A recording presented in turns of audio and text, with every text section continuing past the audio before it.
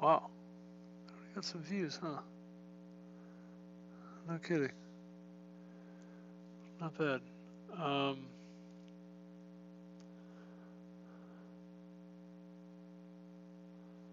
all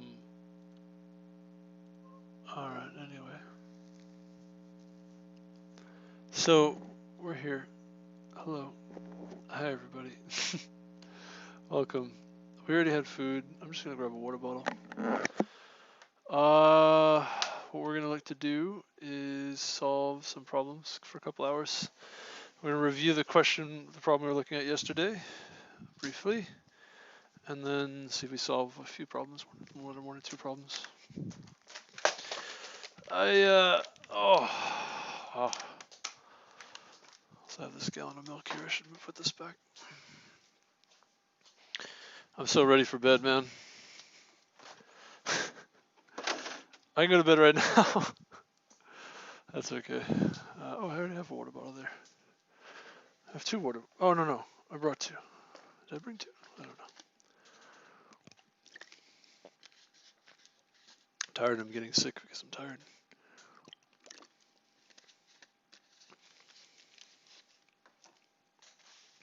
Okay. Word break. Okay. So I want to look at the solution to this problem. So we'll state the problem quickly. Yeah. So we're given a non-empty string S in a dictionary word dictionary containing a list of non-empty words. Determine if S can be segmented into a space-separated sequence of one or more dictionary words. So you have some examples. Same word in the dictionary may be reused multiple times in the segmentation. You may assume the dictionary does not contain duplicate words. So Leetcode, you have Leet and code. It can be broken into Leet and code, right? Apple, pen, apple. With apple and pen, you can have apple, apple, pen, apple. And then cats and dog. You can break into cats, dog, and oh, no, it doesn't work actually. You can't break this up in any way you choose. So the solution that I went with is a depth first search. You do a pre-processing step to build a list of the sizes at a particular index. At each index, there is a series of different possible words that could work. So, example, if you had A 300 times in a string, there's A all the way across, and then in your word dictionary, you had A, AA, AAA, and AAAA, right? 1 time, 2 times, 3 times, 4 times, 5 times, 6 times, 7 times, 8 times, 9 times, 10 times, etc. Right? It's just A's across the board. All of those at every index could be possibilities. So you have a lot of different sort of possible combinations of ways that you can get all the way across. Now the thing is, we're not looking for all the different ways that it can be broken up. We're only looking for, is it possible to do it at least one way, so we can actually optimize the approach. So what you're going to do, there's a few things. So first thing is you're going to do a pre-processing step to figure out how much of a jump you can make from each index, right? In other words, at a particular index, there's a few different possible strings that can fit there, and those strings have a certain lengths. So like if you go like halfway in the string of all the A's, just random spot, it really doesn't matter any spot you pick, all of the words fit. So like if you had 1 through 10, you'd have 1, 2, 3, 4, all the way up to 10 would be the different lengths. So that's what this pre-processing step does. It basically just determines the possible jumps that you can make at any particular index. Then what you can do is say, okay, let's do a depth first search through all the possibilities. So we're going to just search through all the possibilities. If you find one possibility that works, then it's true and you're done. If you don't find any possibilities that work, then you're not done. And then you're done also and you return false. That's what the depth first search does. It's kind of clever. There's a small thing here that we do, which is we optimize using memoization. So because we don't actually need to go through every possible combination, we only need to figure out one that works. And it's also, actually, I'll put it this way: we just want to optimize this code a little bit because we don't want to go through the same. Let's say there's a lot of different paths, and what we don't want to do is we don't want to sort of go through the I guess you call it like the the prefix of each path, right? Meaning if you're able to, at some index, if you're able to get from that index to the end, then anything that can reach that index also reaches the end, right? So you don't need to sort of constantly check that point over and over again. Once you've already checked that, okay, if you can reach this point, then you can reach the end. Or if you can reach it, or if you're at this point and you know you can't reach the end, same thing. You know that anything that goes to that reaches that point but only can't reach past that point, also it's same thing. It's anything that just ends up at that point can't reach the end also. So you can actually optimize your code using that sort of idea. Basically, what this is equivalent to is a graph. So if you imagine a graph, or not equivalent, the easiest way to think about this, to imagine this, is to imagine a graph of nodes where each node is the actual index that you're at, and then there is an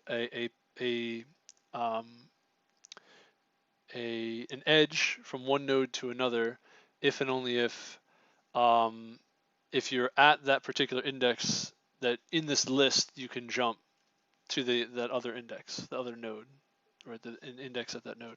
And then you end up with this graph, and this graph is actually a partial order from sort of left to right, because there's never any edges that go backwards, right? We only ever have edges that go forwards, from nodes with smaller numbers to nodes with larger numbers.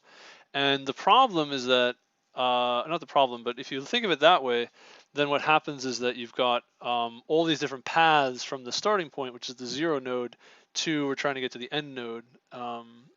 And there's a lot of different paths that can get there, and you're just looking for one path that gets there. And instead of looking through all the possible paths through the graph, which is what you would be doing if you didn't memoize, what you're going to do is say, well, if you get to any node that we already know can reach that node that we're looking for, then stop, right? So you have this preemptive optimization here. And what that ends up doing is you only visit every node once. You only have to visit every node one time. Yeah. Or a linear number of times. I think maybe you might visit. No, you only have to ever visit the node once, because you cascade the results back up once you've determined. So actually, it's not every node. It's every edge, I believe. It's every edge and every node once. If all of the edges reach the nodes. It's actually, I think it's every, yeah, it's not necessarily, yeah, it's every edge and every node that's connected. Yeah, that's connected to the 0 node, right? Every edge and every node that's connected to the 0 node, the initial node. That's what this optimization does. So pretty neat. And I don't know if I want to look at the discussion. I don't know if I care to. Kind of afraid to. A colleague had sent the solution to us, which I forgot. It actually expires, and I forgot to save the solution. I wanted to look at his solution. His solution is pretty nice. Time complexity should be exponential. Improve it below. Dynamic programming, simple, fast. Wow. Whoa. DP solution, BFS, 4 lines. We'll look at the most votes, not Java. Let's do BFS. We'll look at, and then we'll look at all solutions. Okay. BFS is a similar thing with the BFS. It's like the same idea.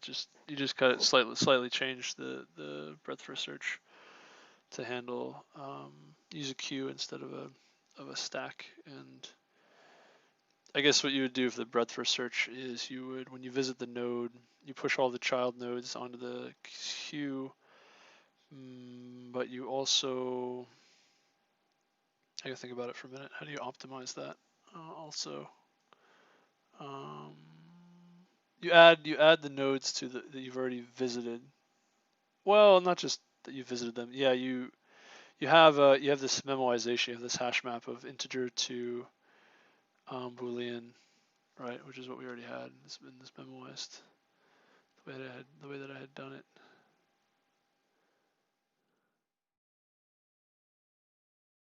Yeah, it's basically an integer to a Boolean. You can just have the same hash map again.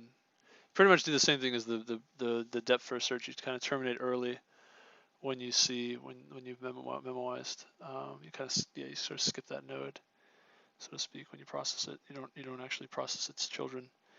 And what you do is you say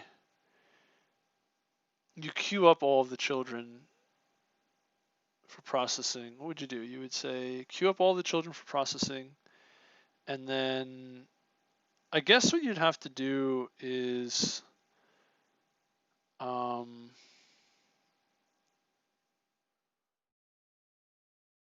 actually not sure. I'm gonna think about that. Queue up all the children for processing, and then when you process the children, I guess you'd have to add to each child like what its parent node was, and then you update the parent node with if any of those children have true, return true, then you update that parent node.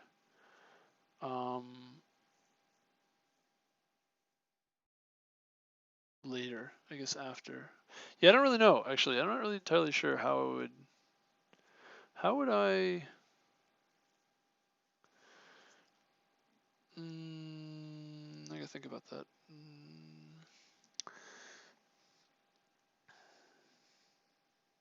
If I draw a picture, I can see it. I'm kind of not sure.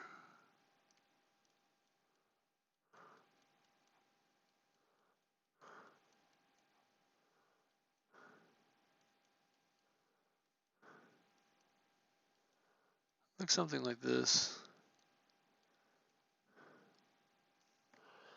And what you would do is you push these onto the queue, right? You process this node, push these onto the queue. This isn't the node that you're looking for. I think it's as simple as if any of these children nodes are the node that you're looking for, then return true. Otherwise, push the other children.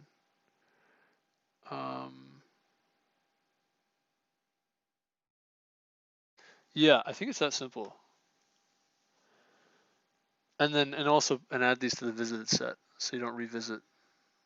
So you can have a hash set of basically integers, and you just once you've already visited those integers, you don't visit them again, right?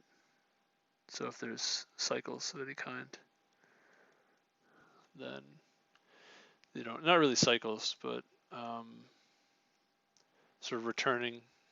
Yeah, they're kind of like cycles. They're not really cycles. They're repeated paths. You just don't repeat them. Yeah, that's how you do the BFS. That's simple enough. That should work. And obviously, the nodes and integers are the indices, so we just kind of swap between the two.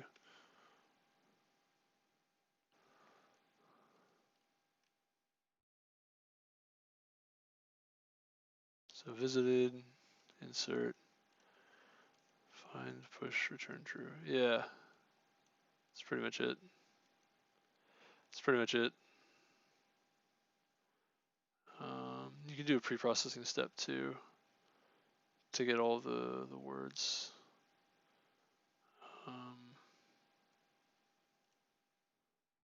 Quadratic time. Interesting. And so that's you do the BFS like that. It's just like basically just a search. View all solutions.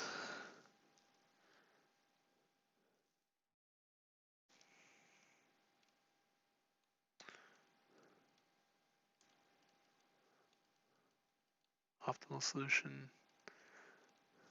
So memoization. It's the same thing as DP. I mean, they're the same thing. Many times we go into interactive, iterative DP directly without even looking at the DFS. Great example showing that DFS is better than DP. DFS returns as soon as it finds one way to break, while DP computes if is breakable. Test case of this problem did not show it, but it is shown in a similar problem. Concatenated words. Yeah. Yeah, like DFS. You can do a DP thing. Similar. DFS may be better. Perfect squares. Substring ending before I cannot break, then we do not have to check I. This nature of DP, visit all the states and drive the next state according to the previous states. I don't find a way to improve the DP solution. BFS always starts from a valid index that may visit fewer states. Fewer states similar to perfect squares. BFS not guaranteed to be better than DP. Every index is a valid state, then BFS visits the same number of states as DP. The inner for loop of BFS looks more expensive than I think which is better case by case. Might be less efficient.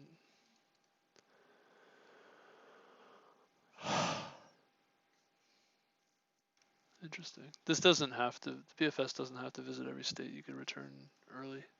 Oh, no, I'm sorry. No, BFS does, possibly. Yeah. Anyway. This is also a good question. I was thinking about that. There's a pre-processing step you can do, so you don't need to put the substring check inside, which is kind of expensive, the substring check. Yeah, okay. 4 milliseconds of optimization. Oh, he uses DP.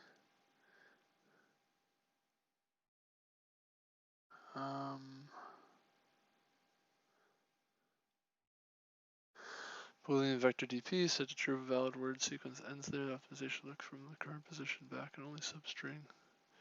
New dictionary lookup in case and preceding position with J with DPJ equals true is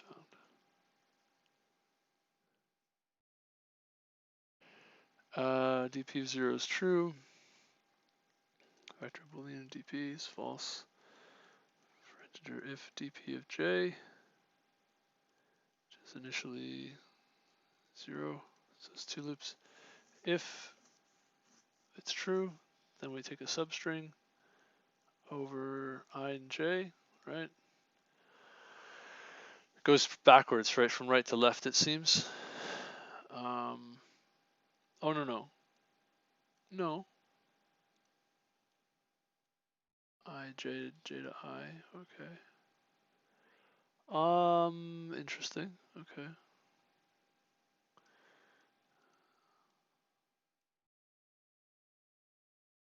So this does do, this just fills all of the, yeah, okay, so this pretty much does the same thing that the other things do, except instead of using memoization within the function and then like terminating the function, sort of terminating the function early, like the way the DFS does. It's basically DFS, except it's a little more explicit. You don't enter this loop. You don't enter this unless we know the DP is true. You go from left to right and you say, okay, so some index 0 is going to be the initial state is just always true, and then at the first index, J being 0, so 1 character from the first index. If that's in there, then we can DP from there.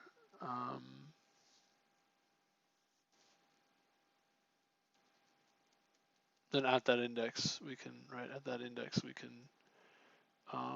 break the word up. And then if you can't, then you go to the next, actually go to the next I. And this is going to be, now what's interesting about this loop is it goes backwards, which is a little weird. I don't know how I feel about this. It's very fast, but I don't know if it's totally correct. That's a little weird.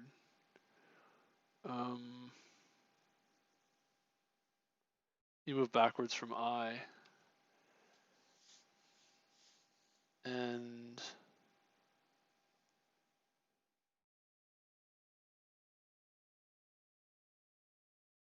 well, the last iteration makes sense. Oh, no, this is fine. No, I get it. No, it's okay. It's fine. Yeah, okay, that makes sense. So you go from the index to the left side. Basically, if you're able to get up to that index, word break up to that index, that's what the DP is doing. And then you set the DP at that index to be true. And you go from to the left. That's how you do it. And then you can use the previous results. The inductive hypothesis is basically that assume you knew using this DP for all the indices that are less than or equal to I, whether or not you can break at those points, right? And so then you can go to that point and then say, okay, if you have a substring in that dictionary, then you're able to then you know that at this index you're wondering about, you can set it to true, and then you can immediately break this inner loop here. So that's interesting. Yeah, this is optimizes quite a bit. This is pretty good, the optimization. If we find valid length of dictionary strings, we will reduce the time to 0.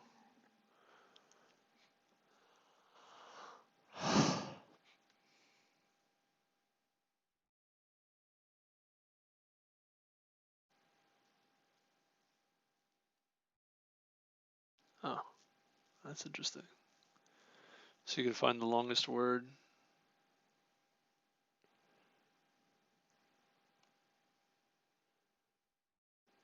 And even reduce the size of this loop. Yeah, because you don't know you need to go all the way down to 0. Right? Not necessarily.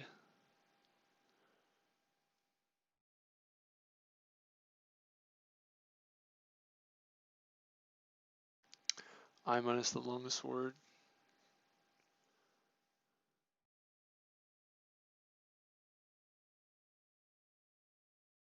Right. Or if the longest word is pretty short compared to how long actually this becomes almost linear time. This actually isn't linear time anymore. This is oh no, it's still linear. It becomes O of n times the longest word, the size of the longest word. That's interesting. I suppose you can do a similar thing too. You don't need to do this pre-processing step that I did then. You can do a similar thing with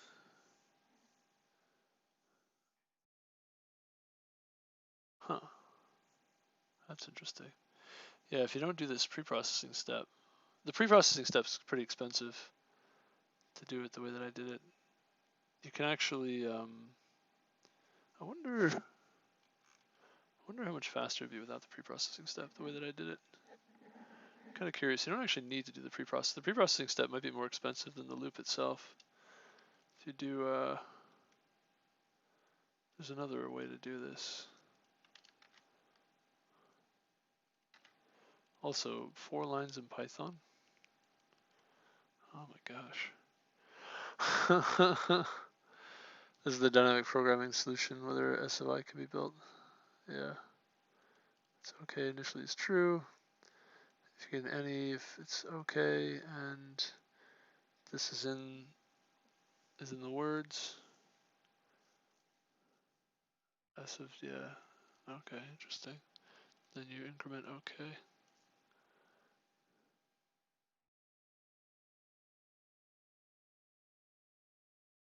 Add okay, right? This is the other dynamic programming. Oh wow. Very elegant solution. Has still some room for improving these changes now. 99.86. Yeah, use the maximum length. Wow. That's amazing. That's amazing.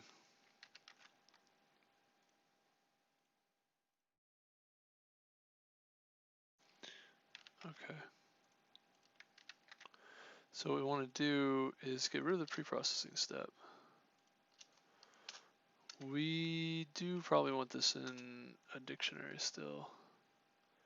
And we want to say, we don't really need the dictionary anymore actually. Okay. Why unordered set? Yeah.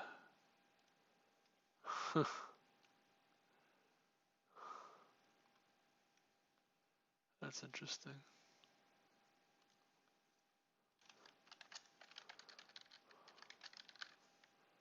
Can we do this? Actually, hold on.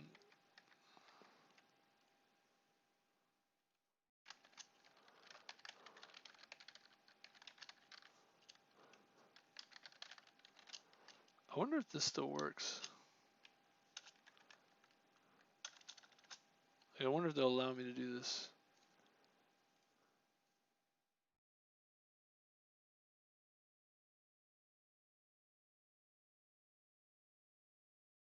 Oh, okay. I was gonna say, I don't think, yeah, I think you have to do this extra piece here, is convert to a dictionary. So the pre-processing step you don't necessarily need to do. What you can do is get rid of that. You can say,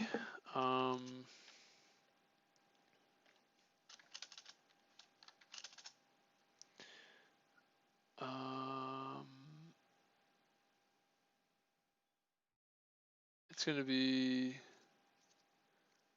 not the possible jump index, but we're going to say int I equals index, or just c equals 1, really. C equals 1 to c is... Now, what you want to do, you can do it this way, c minus minus c. And c could be the difference between the end index plus x plus the number of characters, right? It's going to be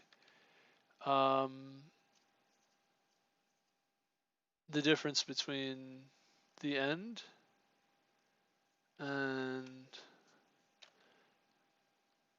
is actually, you'd want to go backwards this way, the DFS. You actually want to go the other way around.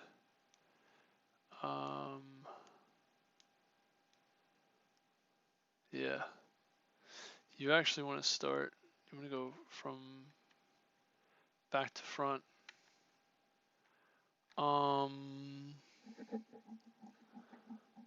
So you want to start the s.size, and you want to say index is less than or equal to 0.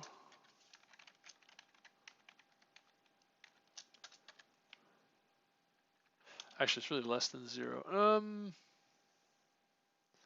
me think about this for a minute.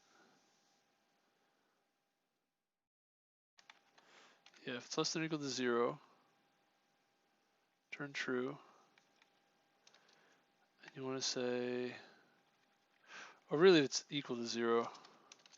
If it's less than 0, no.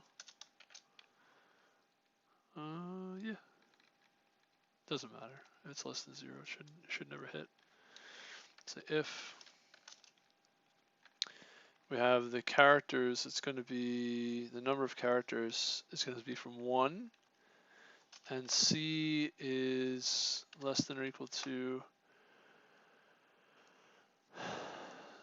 so really it's got to be this index minus C is greater than or equal to 0, right? The index is 6. 6 minus 6 characters, right?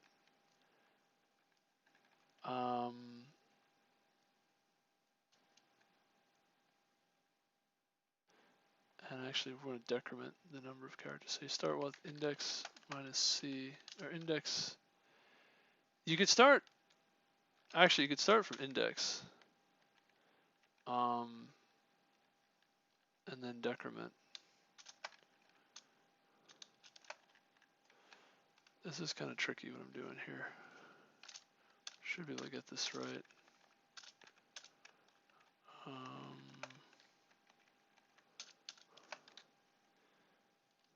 Yeah, the whole thing really. It's the number of characters, right? So if your index is, if it's index 4, 0, 1, 2, 3, 4, it really should be +1 characters. Number of characters. You gotta have at least one character to consider, right? And then you say if s.substring of, you want to say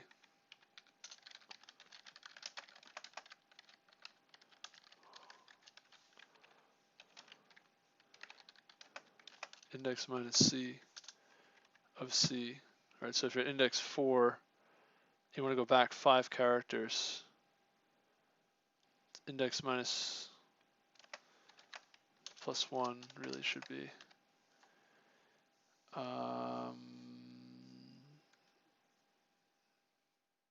you go down to 0, and then you say if dictionary.find sub is not equal to dictionary.end, then we can do this.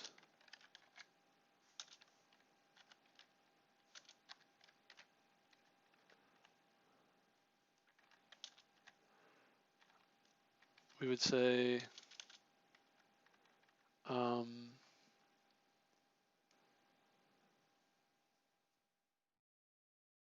yeah, set memo equal to this thing, right? And then you would say not index plus c, but now it's going to be index minus c plus 1, because now we take all those characters. So if we were at index 4, we did 5 characters, we would go down to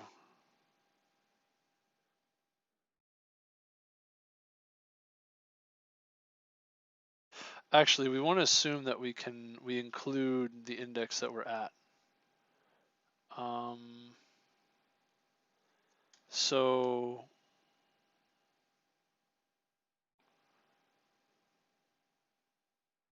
0, 1, 2, 3, 4 would be 5 characters. We would go down to -1 for the index. Oh no, down to index 0. How many characters? We did 4. So it's 5 characters. 4 minus 5 plus 1, index 0. That doesn't really make sense, actually, if I'm doing it this way. Oh gosh. I think it is.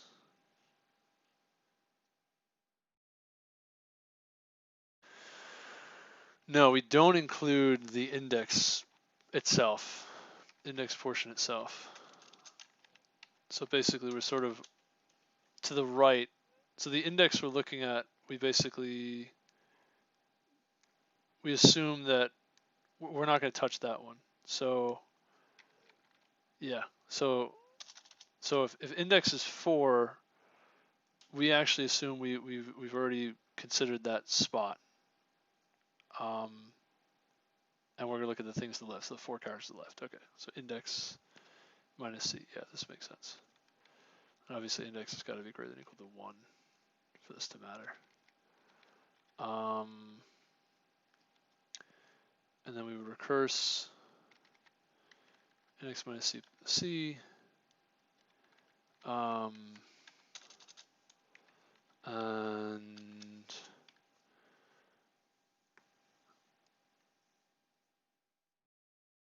yeah, okay, interesting.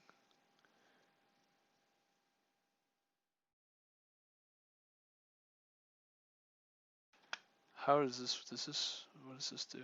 No.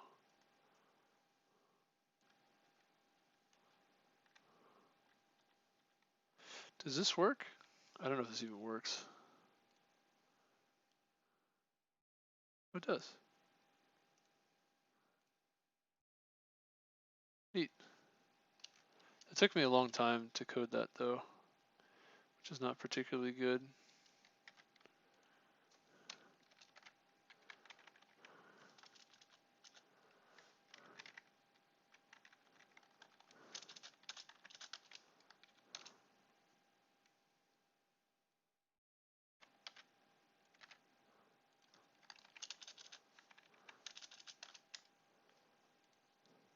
All right, how do we do? And then we want a hard one.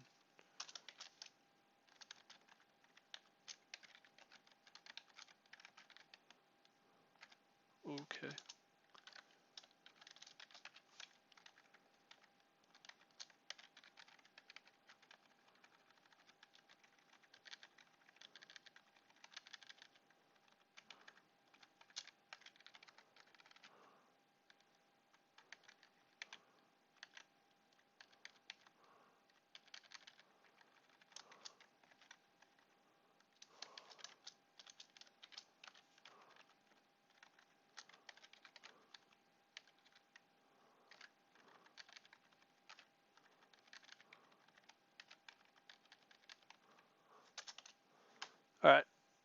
Let's try that. Oh, still pretty quick. Still relatively quick. Now, there's an optimization here. So, okay, so let's try this. All right, that DFS is faster. Now, that's pretty interesting. You can optimize this by saying the maximum of the number of characters has got to be at least, no. It's actually the minimum of these two things. The index, actually, yeah, the largest word. Yeah, C is never going to be larger than the largest word. It's the number of characters you start with, so you can actually optimize this even further and say int or size t, or just int, say int. Actually, this is even positive integer, right?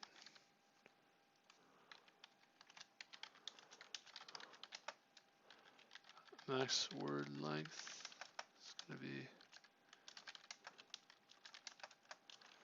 0, and then we say for auto x in say the dictionary, I guess, or just word dictionary. Yeah, dictionary, word dictionary. Max word length equals the maximum of itself and the x dot size, right? And then now what you can say is take the minimum of the max word length, so you never have to do more, larger, the largest length. Yeah, it's a lot faster now, right? There we go. Sweet. 4 milliseconds. Yeah, there we go. That's how you optimize this. Optimize. And the reason this is so much more often, right? So this is the same code as the one we just looked at, except it's instead of DP, like it's the same stuff. It's just this is the DFS with the optimization rather than the DP with the optimization. The DP with the optimization is kind of easier to see, but if you understand the idea, then you can translate this to translate the optimization to the depth first search, because these things are all sort of equivalent to each other, kind of. But the basic idea is that you're going from back to front, and you're just going to say, well, if you take the largest word, that's as far as you need to go backwards. Yeah, from the right to the left, at each step. Yeah, and that's sufficient. And so actually this becomes optimized to be linear times the largest word length. O of n times p, we'll call it, where p is the largest word length.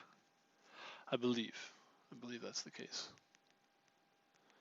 Yeah. You have sort of an upper bound now on your loops, your inner loops, quote unquote inner loops. Yeah, and this DFS becomes a lot simpler too, is that basically you could just make this a single outer loop over the, to make it DP, like a proper DP, you just make a single outer loop over the indices. Yeah.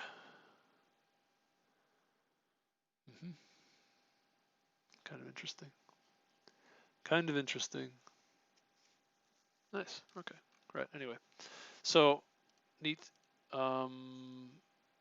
Let's go to the next problem.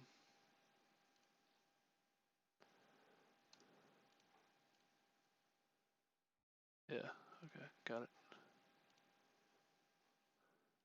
it.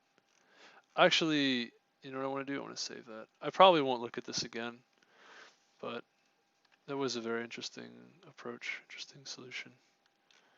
Let me just save these. It's 139 word break.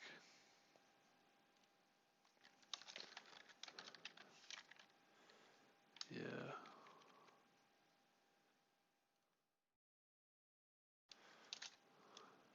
2. And then we'll say 3 also.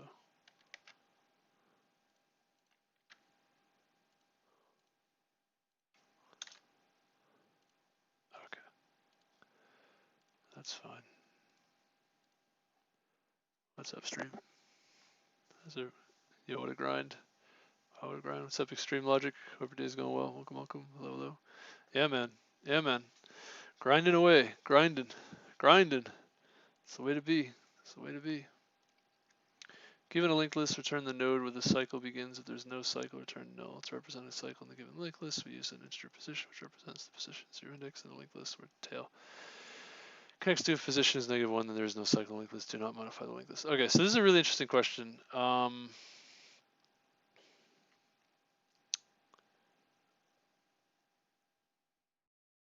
Couple things. So this is like a classic problem. One, let's suppose for a moment that there is a cycle. That's the first thing. Let's suppose for a moment there is a cycle.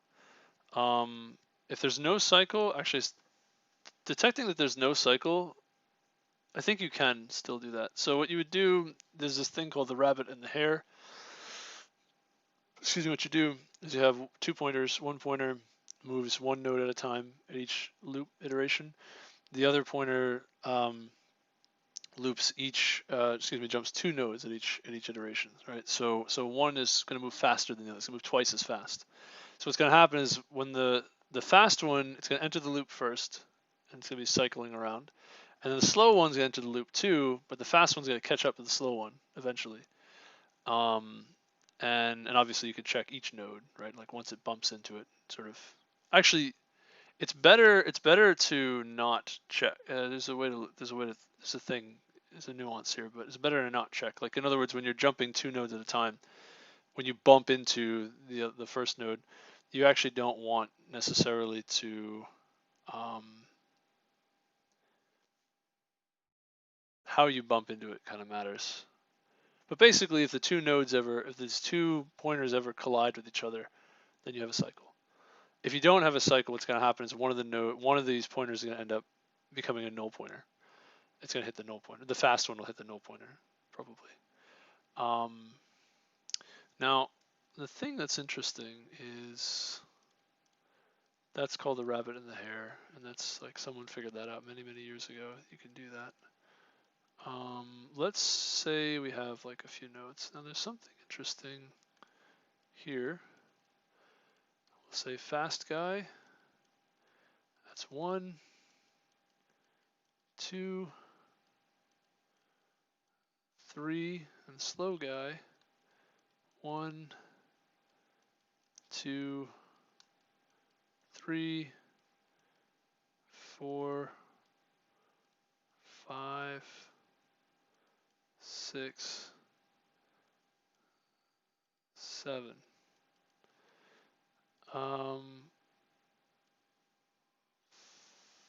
4, 5. So what's interesting is actually they meet at 5. There's a few things to note. A few things to note about this. I've seen this problem a few times now.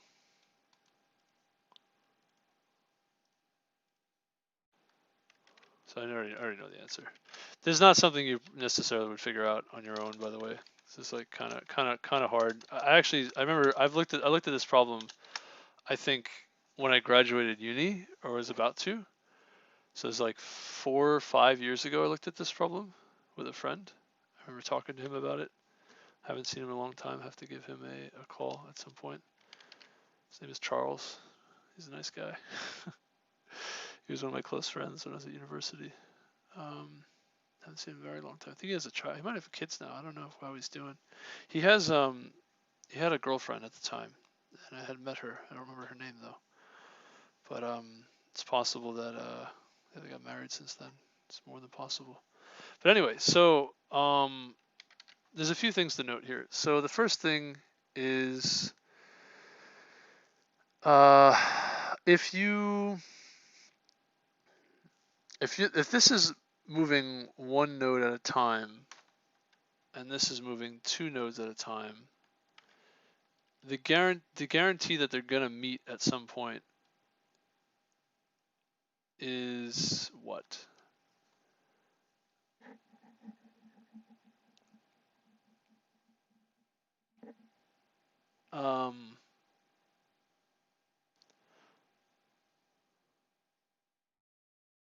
Like I'm thinking, is it possible that you could just, the one that's jumping 2 could just jump over the one that jumps 1 every time? That's what I'm wondering. Proof that that won't happen.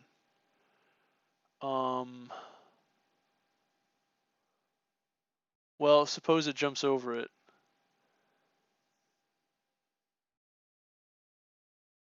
It has to be exactly 1 node ahead. Then let's say there's n nodes in the cycle. Let's say you're at some point in the cycle, some starting point, and the hare, the tortoise and the hare is how you describe this tortoise and the hare approach. And the hare is 1 node ahead of the tortoise.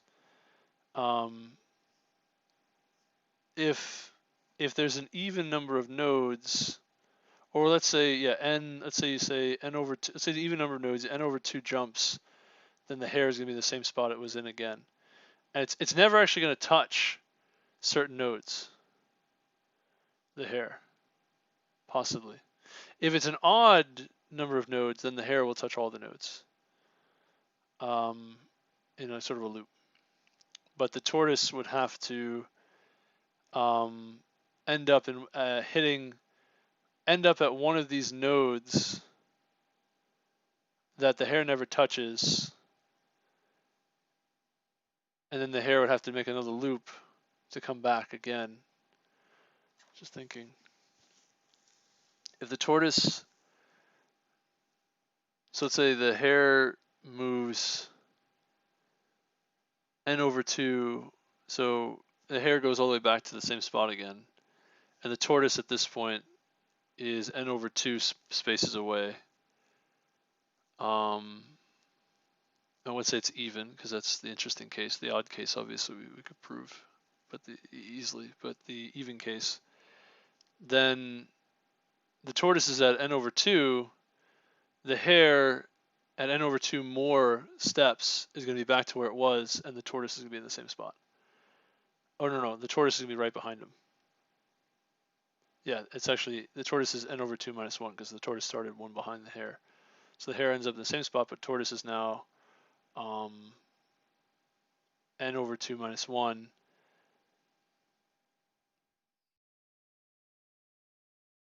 And then the tortoise ends up again at minus 1, quote unquote minus 1. Whereas the hare,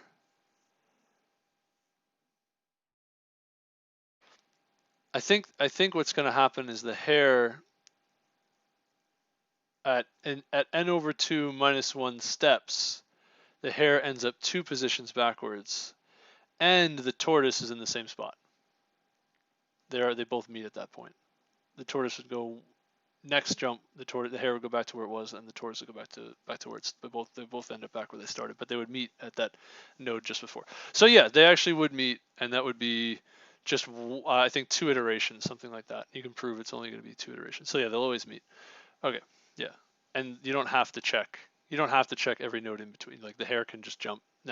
Now the reason why that's important, it's a nuance. The reason why you need to know that is because where the hare and the tortoise actually end up meeting is a very interesting thing.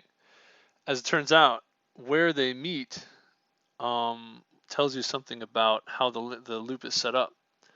So they both take, so to get to this starting point, it takes the tortoise y steps to get there. And it takes the hare y over 2 steps, which means that actually once the tortoise enters the loop, the hare is actually at node y. We'll just say, I think the tortoise is 1, 2, so the hare is already at 1, 2, 3, 4. It's actually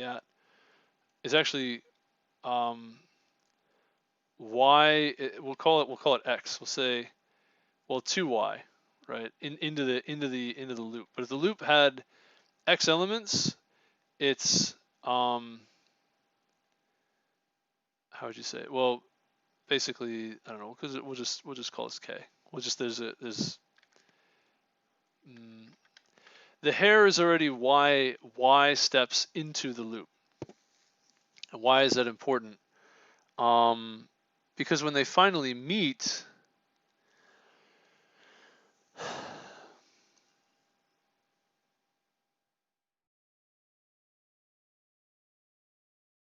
the difference between the hare's position and the tortoise's position, the difference between the position that they meet at, the tortoise's position, and the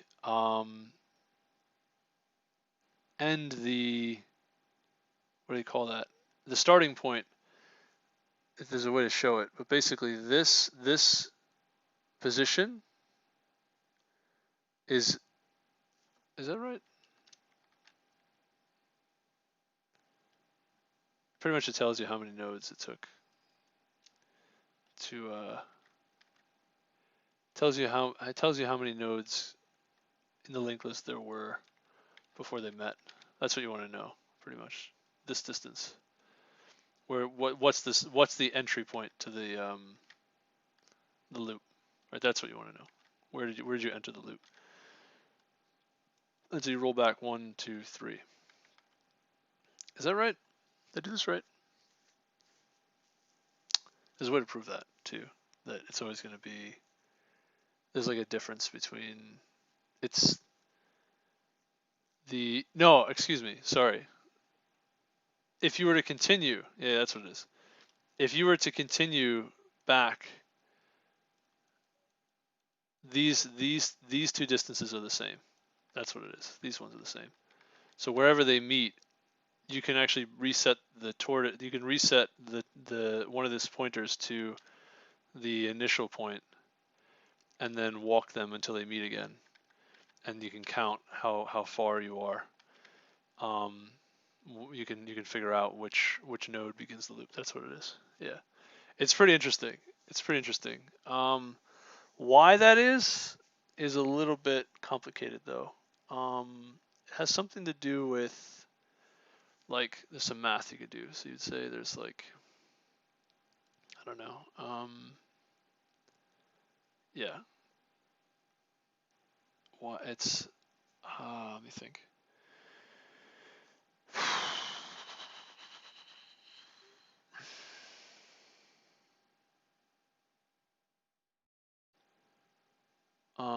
Why is that the case? You think about it. There's this. So we'll call this x, right? And then this is x into the loop. X nodes into the loop once the tortoise gets to the beginning, right? I don't know what to put there. Symbol to put there. Once the tortoise gets to that beginning point, the hare is already x nodes inwards.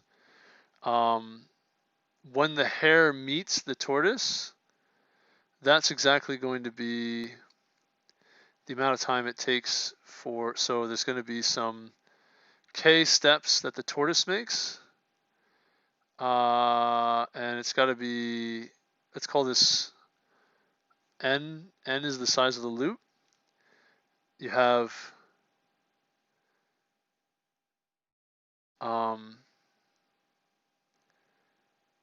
minus n, you have x plus 2k minus n, assuming it only takes one iteration. I think it does only take one loop to reach.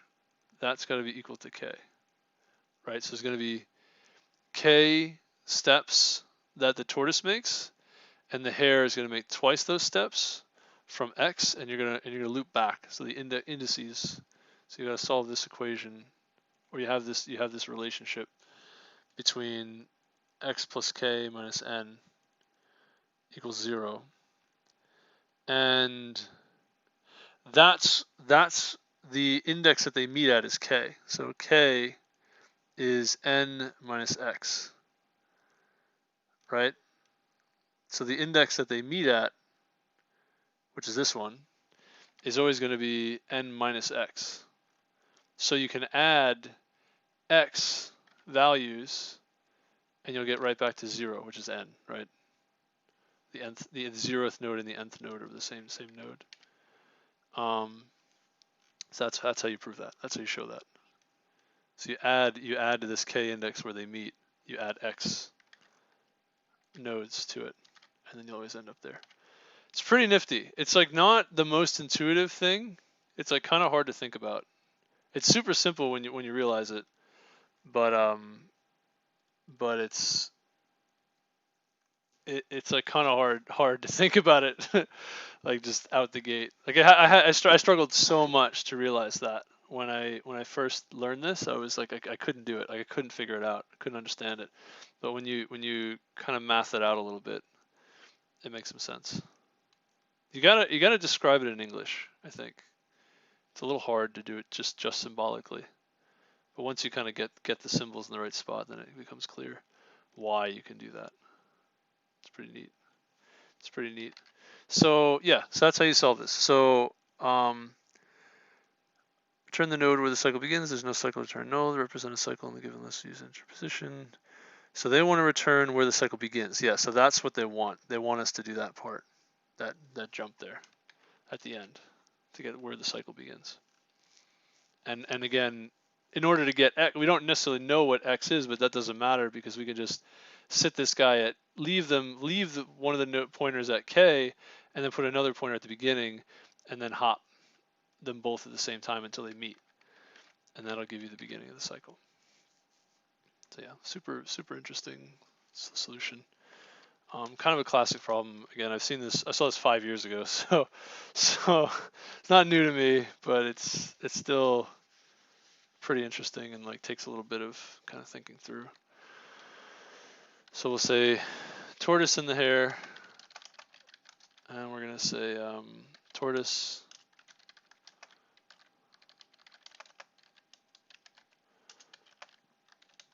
and the hare, and we're gonna say while tortoise, or really hare and tortoise, tortosi, tortoise, we're gonna say if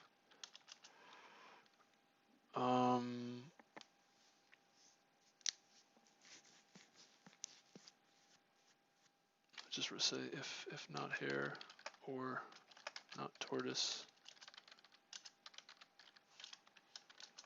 return null pointer, no cycle. And we say if hare equals tortoise. Oh, we first kind of want to do the first jump, I guess. Well, I mean, you could do the jump first. So you could say tortoise equals tortoise next. Hare equals hare next. If not hare, return the null pointer, right? Do it twice. Say if hare equals tortoise, then we found the loop to find the beginning. So we'll say, we'll just do it this way. Loop found equals false.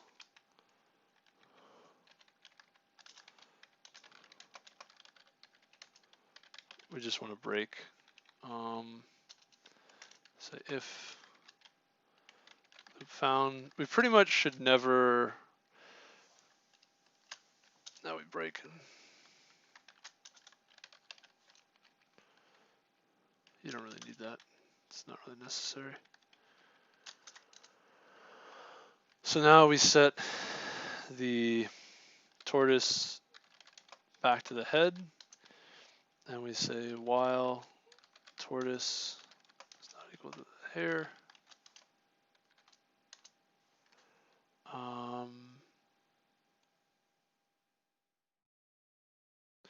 we're going to tortoise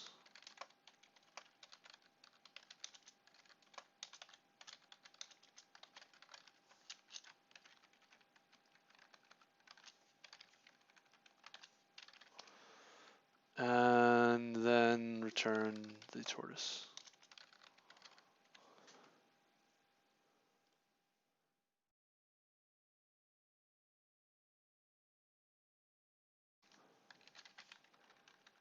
Oh. Okay. Can we do some examples? Other examples?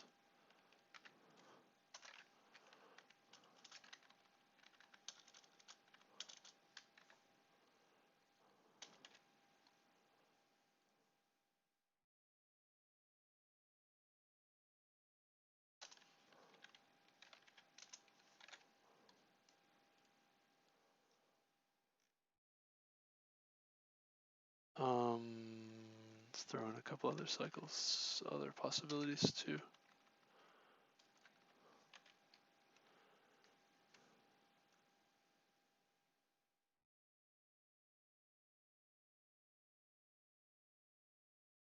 Oh, does this tell you where the tail connects to?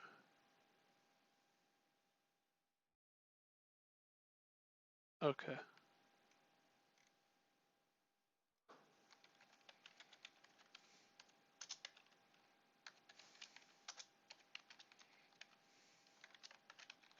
Just do like a couple more.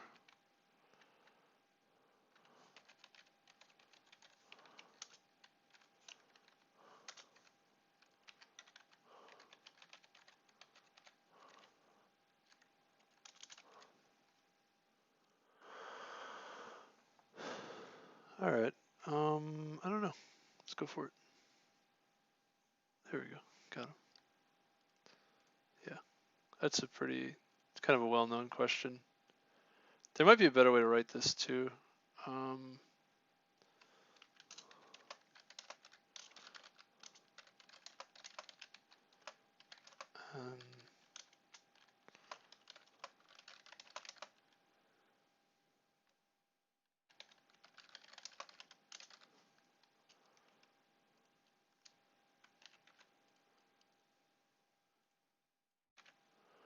What is this question called? Linked list cycle 2. Oh, oh, okay.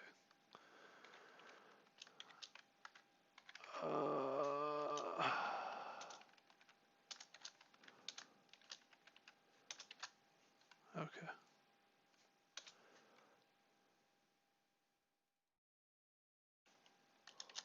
There might be better ways of doing this. I'm gonna kind of skip that for now. Well, I kind of want to see what other people did. Oops. Hey, what's up, Said Matic? What's up, Said? How you doing? Hello? Can you reach out? Yeah, what's up, dude? How's it going? I see you. I see you. I'm here. We're here. I don't have the chat up. I could put the chat maybe on another window. That's not a bad call. I'll do that. Let me do that. Hi, yes. Are you on two different accounts watching me? Are you watching me on Twitch and on YouTube at the same time? I'm assuming that's just you twice, right? I'm assuming that's you twice. I'm gonna show you an atheist clip. It's so funny. Oh yeah. Oh no. Please no. Not that. All right. Okay. All right. I'm sorry. I should say that. If you want to. If you want to, sure. Sure. We can watch that quickly. Kind of interrupting a little bit, but that's all right. That's okay.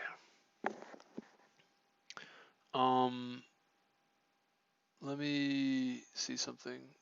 Let me go on the restream. That's what I want to do. Maybe you've seen it already. I probably have. Restream.io. Can I?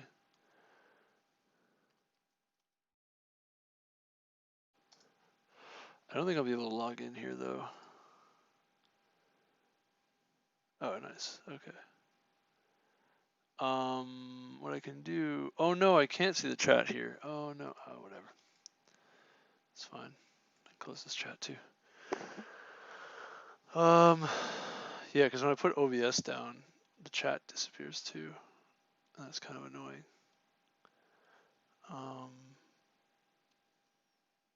Well, okay, I could do this. But yeah, do you want to Do you want? You could send me that if you want the clip. You're free to do that.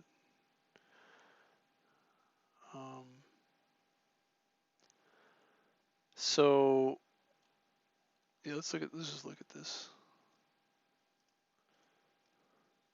We'll just look at like a couple of these. There's a cycle. If there is a cycle, entry location, coding definition we obtain, distance head equal. So slow, fast entry.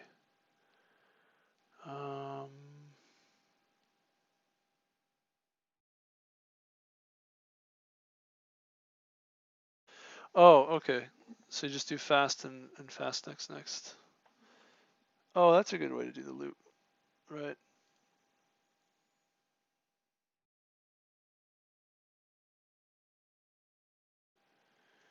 You can run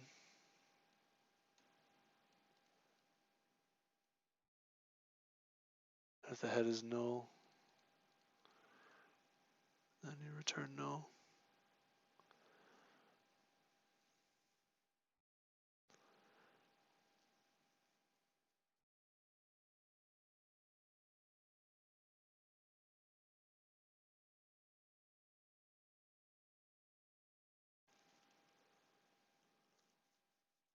You can just do, okay, I like that. We'll do it that way.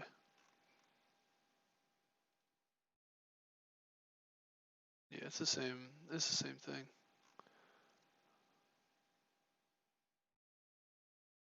A little bit maths.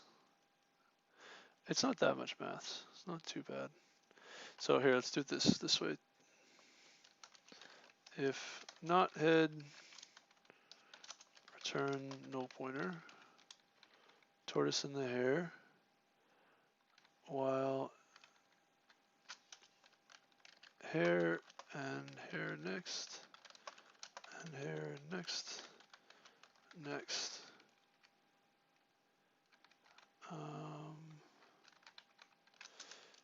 Yeah, actually, just do this.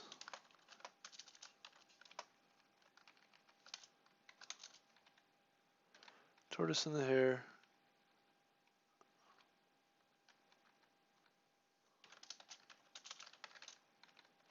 Don't need this anymore.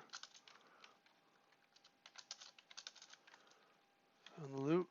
Now we find the beginning.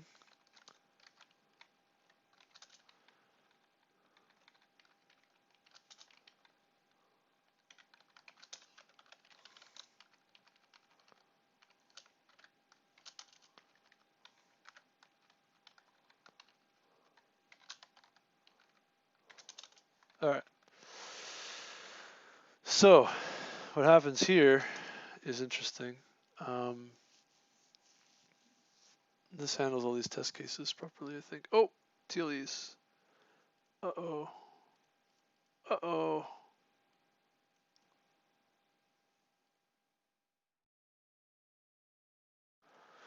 So they set them both to the head. If the hare, right? So if it's a null pointer, then we exit, or we have to have if the next, right, next or next. So all of these have to be present. Then you set tortoise to tortoise next, hare to hare next. If hare is equal to tortoise, which should be eventually, find the loop. That's when you find the loop you're supposed to return. There we go. And let's see, do we get it? There we go. Okay. That's a little cleaner, I think, in terms of coding it, right? There's like a few boundary cases that this handles all in one shot. And this you don't actually set the pointer to any of these things. You just check that they exist. So as long as these things exist, then you can increment the hare and the tortoise. And then once you found they're equal, then you can just set the tortoise to the head and then loop over the hare and the tortoise by one at a time and then return when they're equal. If at any point the hare ends up off the edge of the map, if any of these go off, then you return. This really just handles the head case, and this handles when the hare just goes off, because it's going to go off before the tortoise. So you check the hare instead of the tortoise, and then you just return a null pointer when you break this loop. That's a lot more concise. I like that. It's a good way to do it. It's a good thing I looked at the discussion. Okay. Did you post in chat? Said didn't show up. I'll go to Twitch. Said I think it's just me and you here tonight, because it says. Just kidding. I also like your mom. What? What's wrong with you, man? What? What are you even talking about? Yeah, because I think there's one viewer that I always have, which I think is kind of like a ghost viewer, or it's just somebody who's very quiet. A lurker. I've got this permanent lurker, which that's okay. No, I'm not trying to call you out, Mr. and Mrs. Permanent Lurker. I just I've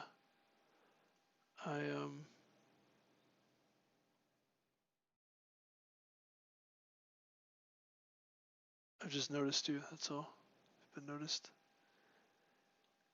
Atheist apologist rattled by a simple question. Objectively pass. Share Islam. Okay, interesting. I don't. I think I mentioned a few times I disagree with Islam. But I was playing with someone else. I wanted to paste the link, but didn't copy correctly. Sorry for that. Okay, no, that's okay. You got it. It's fine. All right. So, I think I'm gonna stay till 11. So we'll watch this quickly, and then we'll go back to study. Yeah, I'm studying until 11 o'clock, and then we're going to bed. Watch this. Present, future, yes or no? Give it. Is rape wrong objectively, past, present, future, yes or no? Give it. Yes. You shouldn't hesitate here. It's an object. Why not? Because. I'm sorry. So I should. So. You shouldn't hesitate there. That was kind of rude. Like you're allowed to think for a moment. So obviously the question's not a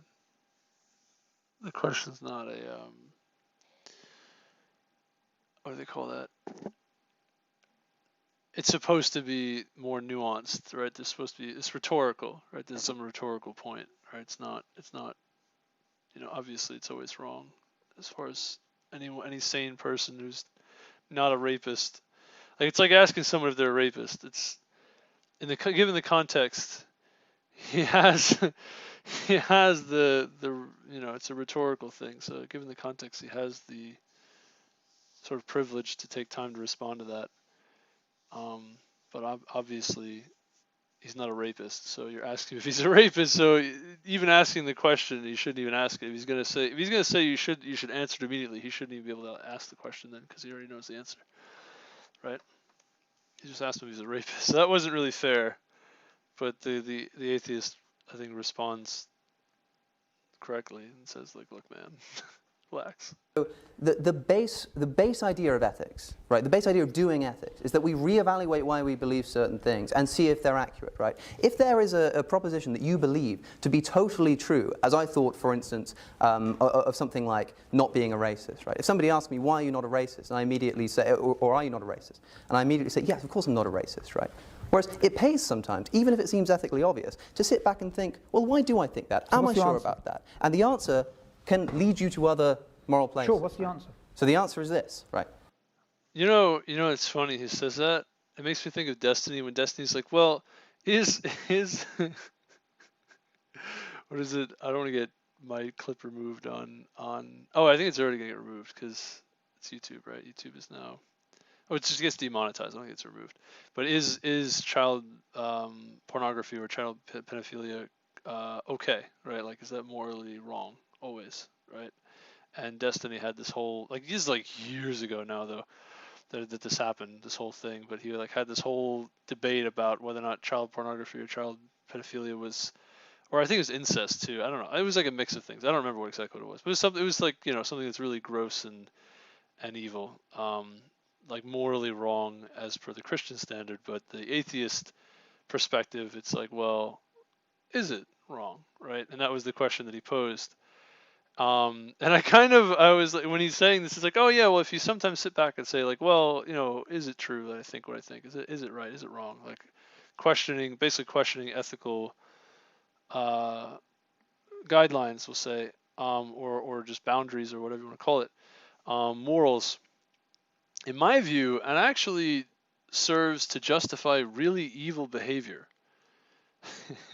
Not that you shouldn't question these things. Like you should have doubts, and you should have those and questions because of those doubts, and you should have those things answered. Not that you should necessarily have doubts, but questions. And if you have doubts, your question should be answered.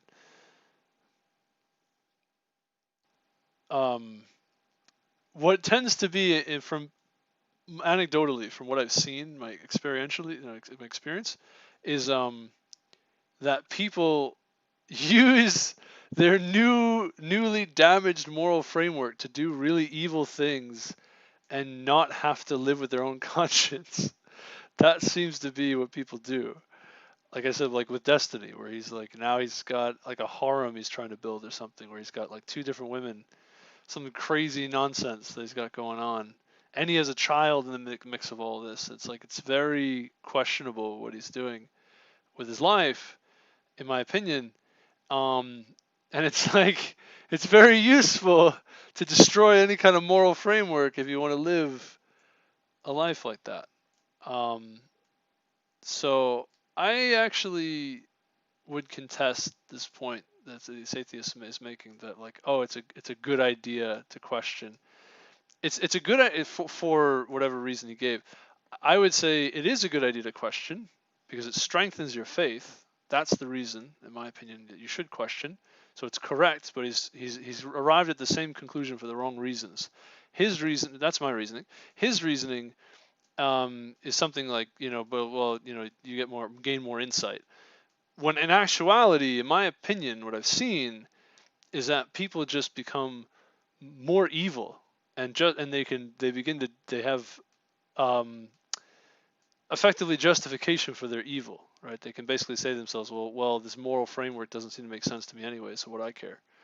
What do I care if I sin against God? Whatever I care if I do evil things? What do I care? Right? That's kind of that's what I've seen. That's what I've seen. Again, most sins that people commit are not sins against other people. Most of them are sins against God. So it spills over eventually. But so most people are sinners and wicked and atheists and what have you, but they're not necessarily like ragingly evil. They're not like, a lot of them are likable people. As it turns out, a lot of sinners are actually generally pretty likable people. And on the surface pretty moral, but there's no justification for their morality.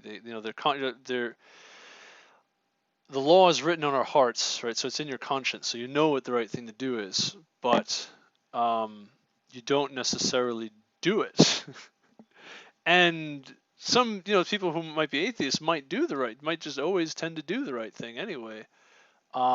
Problem with that though is they don't have a justification for why they're doing the right things, and they don't necessarily practice doing the right things either. Like it's sort of almost by accident that they would be going out of their way to, when they do something wrong, to recognize that it's wrong and try their best not to do it again. Repent. That's what it means to repent. Make it a habit to not do the wrong things. They don't necessarily know. They don't necessarily have like a way to, and it's so difficult too to resist the flesh once you understand what it is, what the things that are the difficulty of resisting the flesh. Once you realize how difficult it is, it's pretty much impossible not to sin without at least knowing that you've got to try very hard not to. Hence why the lost versus the saved, right? The lost will sin quite a bit. The saved will resist it. And the lost might get flattened by their sins. I've kind of been saying that a lot lately, because there was a woman who cheated on her husband with a guy who had HIV, contracted HIV, then got tuberculosis, then was bedridden for the rest of her life.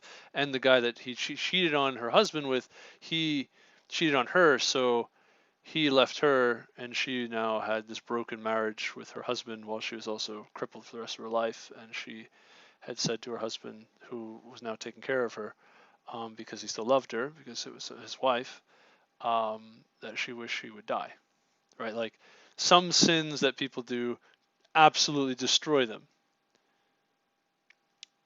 Not all sins do that in this world, but obviously spiritually you're going to go to hell if you sin, and you don't repent of it, and you don't look to do your best not to sin again.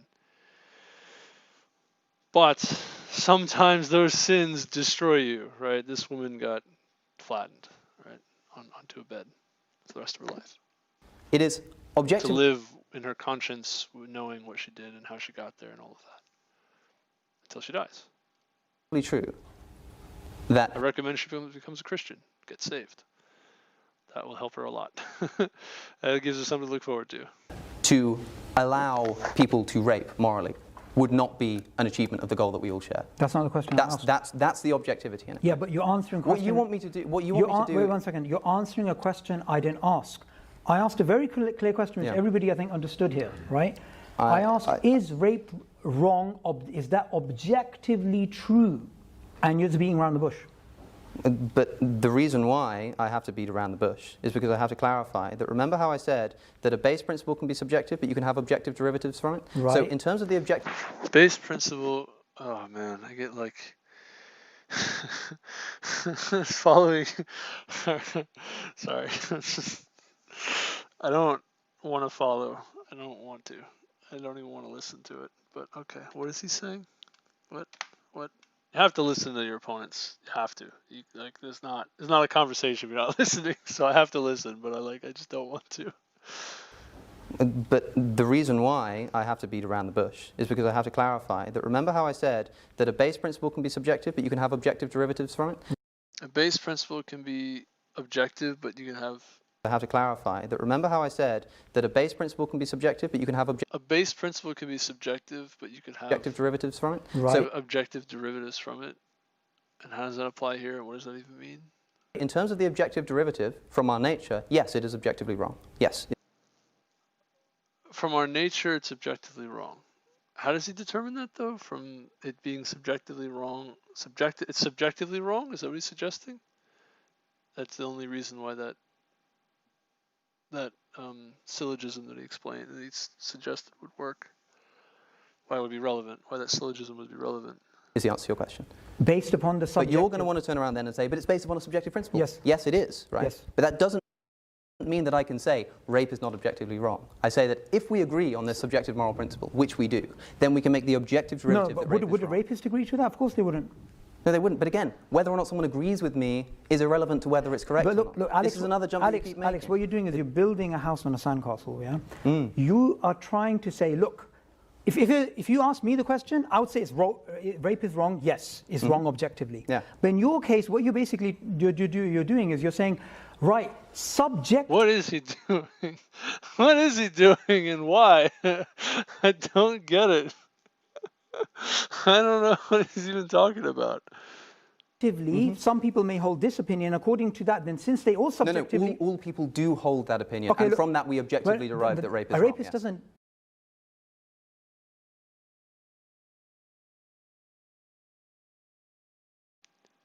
Okay, not all people hold that opinion. 1. 2, what? What did he say? What? Why would everyone holding an opinion make it correct? Because atheists don't have an objective standpoint for anything.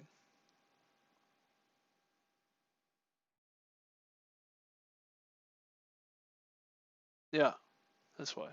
Like, just because everyone agrees with you doesn't mean you're right. That's not true, right? Everyone in the room might be like, yeah, let's kill that guy. Take all his stuff. Let's do it. That's actually what communists do. They're like, right, that rich guy, let's take him out. I mean, the only person who would not want to be taken out is maybe the rich guy. And I guess in that case, you'd have one or two people who don't agree, right? But like that's what? That's not true. That's not true at all. That's not true. Like that's easily falsifiable. That everyone has to agree on something for it to be true, or if everyone agrees on something, then it's objectively true.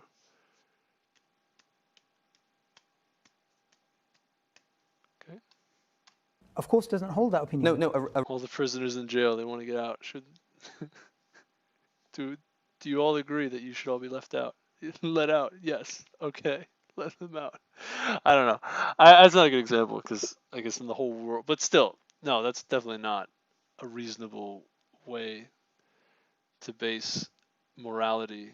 Whether or not determine something is objectively moral is if everyone agrees that it's true, that it's moral. Literally everyone, which is not the case. That literally everyone's going to agree on a single objective moral standard.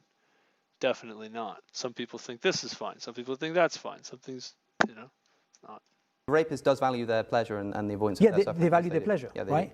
So it's not wrong for them. Yeah, right, okay. Because they're maximizing their pleasure. No, but look, again, this is the mistake we're making. I said, I remember... No, we're making, you're making because... This is the man going into town and saying, let's paint the town yellow. This is what the rapist is doing, right? Just because they're saying, it's all subjective. I want this to be yellow. I don't want it to be blue. It's like, but you are being Alex, inconsistent. You are assuming... This doesn't work. You are wrong, right? You are incorrect. Are you saying... So as long as 99.9% of people agree, then it's objectively true? Is that how that works? I mean, I don't know. I can go back to what I was saying about what if there's one rich person and everyone wants to kill him? It's like, that doesn't make it right to do that.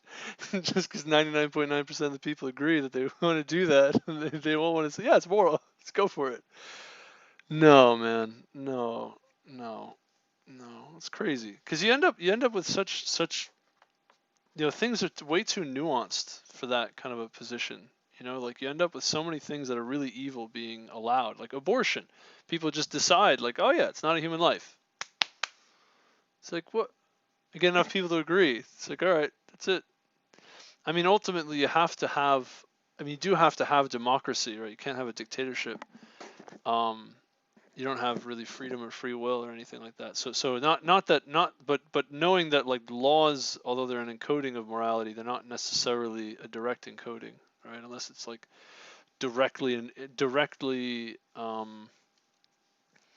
unless it's directly informed by the Bible, it's not necessarily going to be moral.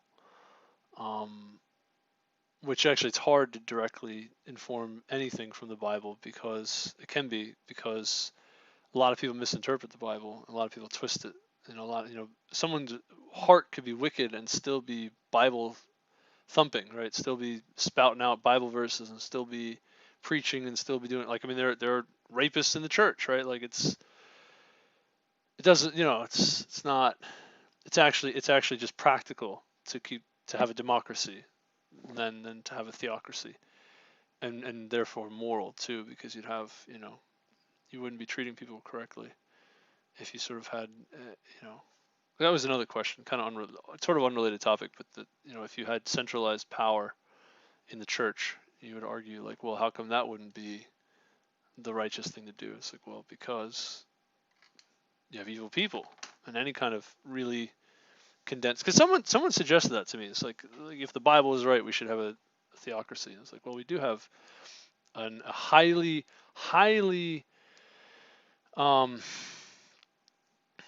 Judeo-Christian influenced democracy, which I think is optimal, actually. It's probably the best case scenario, all things considered. Even if it's based on a subjective-based principle, it is objectively wrong, Alex, as a derivative to be saying Your entire argument is based upon the assumption that everybody likes the color blue. That's not true. And look, of course that's not true, but by analogy... me liking the color, chocolate or vanilla is as arbitrary for Alex as... Well, he's missing the point, I think, this guy. He missed his point. But it's somewhat he's got half the point. he missed the point this atheist guy was making, but he got some of it, because it is true that people are not going to they're not going to agree on an objective standard willingly. Like, we know that. We know that for a few different reasons, but the Bible says it, for starters, that there's none good but God, so nobody has the perfect moral standard, right? So nobody agrees on morality, right? So there is no objective morality according to the flesh, according to man. It has to come from God. It has to be pretty explicitly from a point at infinity, so to speak. Yeah. Kind of irrelevant to liking, yes, not everyone's going to not everyone's going to agree on the colors is true, and that's also true that not everyone's going to agree on objective moral standard, but they're kind of, it's not his point that he's making. He's not talking about what people like. He's talking about what people vehemently oppose, which for the most part, people, your conscience is written on your heart. People know what's wrong. They just don't want to live that way. Most of them, the vast majority of people, they don't like living with their conscience and their guilt and who they really are. Someone committing rape or not committing rape. But it's not as necessarily true. Said, but it's not as necessary. Yeah, it's not as necessary. Do you see? So for him, it's just as subjective. Whether you like chocolate vanilla or something else, it's just as subjective when it comes to rape, murder, pillaging, all of these things. And behind all the sophisticated technical jargon and sophistry, I'll take that as a compliment. Essentially what it boils down to is the same thing which Richard Dawkins admitted to. The idea that rape is wrong is as arbitrary as the fact that we have 5 fingers rather than 6. Oof. All right. Yeah, I don't agree with atheists. I don't agree with Islam either, by the way.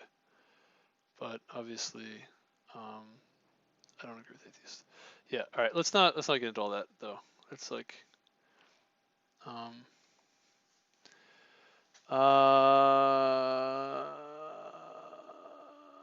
see.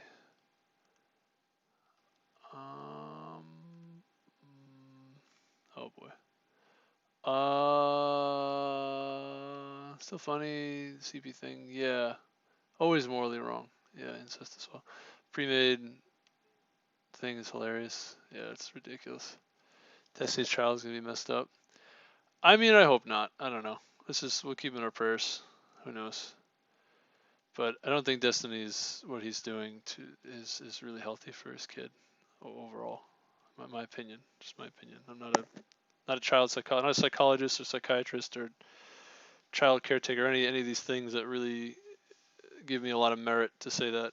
No expert, but I don't think what he's doing is right. That's what the whole thing with Destiny. Went to Europe and slept with someone else.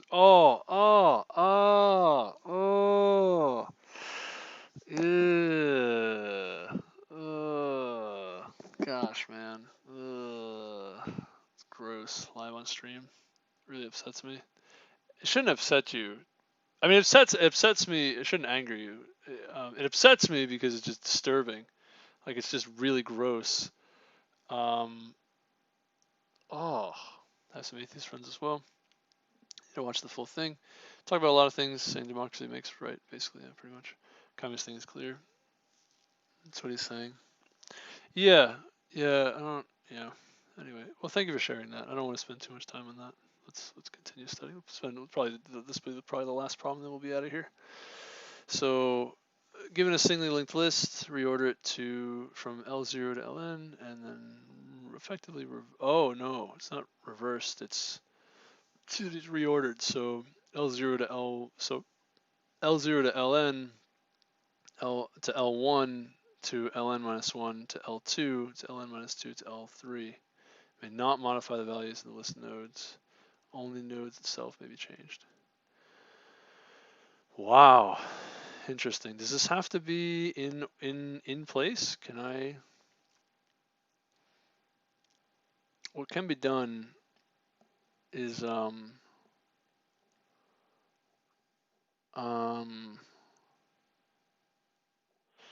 you can get 2 lists, or basically take your lists and point them to every other node, right? So this node points to this node points to this node, right?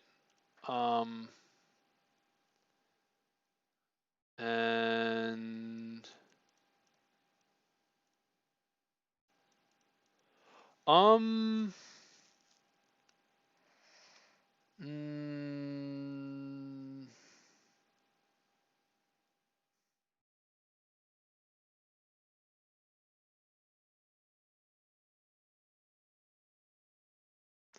actually, it's kind of a funny thing.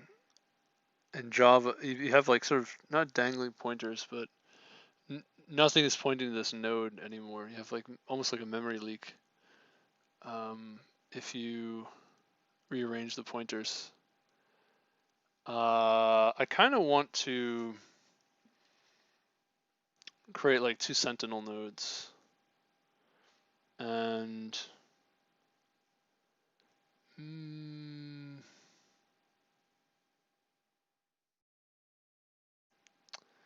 well,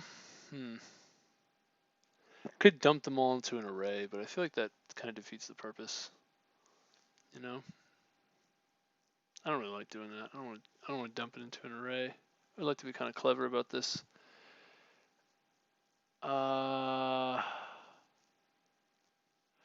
First things first. Well, if you could break this into 2, you could do a few different ways of doing this, right? Like, so one thing, you could break it into 2 lists.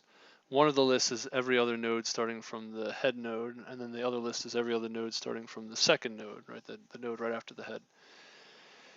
And then you want to reverse that list. That's every other node from the second node. Reverse that list.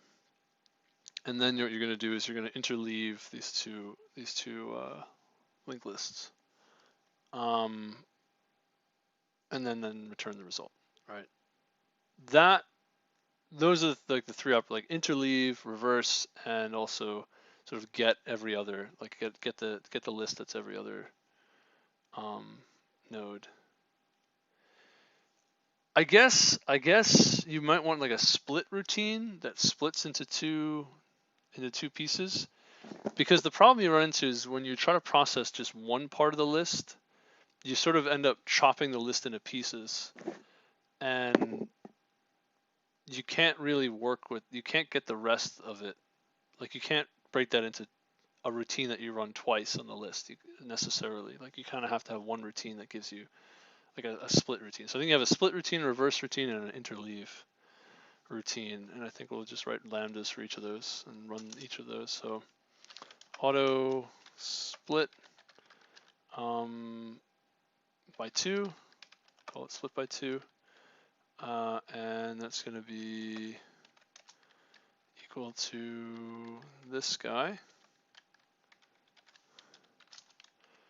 And we want this to return, well, I guess we could do it here. Yeah, that's fine.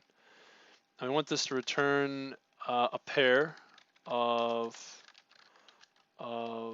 list node pointers, P1, P2. And we're going to take a head node, or just head, yeah, we'll call it head. And what we're going to do is, I'm not really sure what that's going to do exactly. Split by 2, we have that routine. We have an interleave, we have a reverse, and then we have an interleave, which is going to be similar.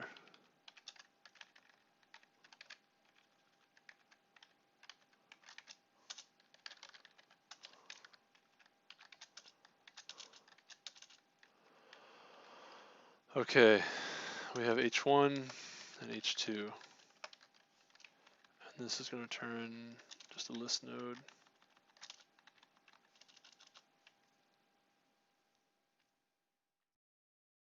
Okay. Head, and then returns another head. Okay. It's got these 3 routines. And what we're going to want to do is take our head node, and we have auto pointers pointer pair.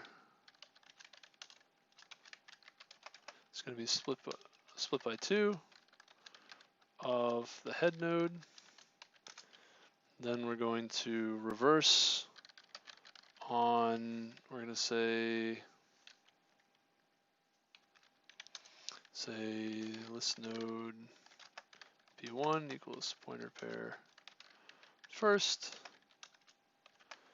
and p2 pointer pair second, and then we want p2 to be reverse of p2, and get to reverse the linked list again, which is interesting. Haven't done that in a while.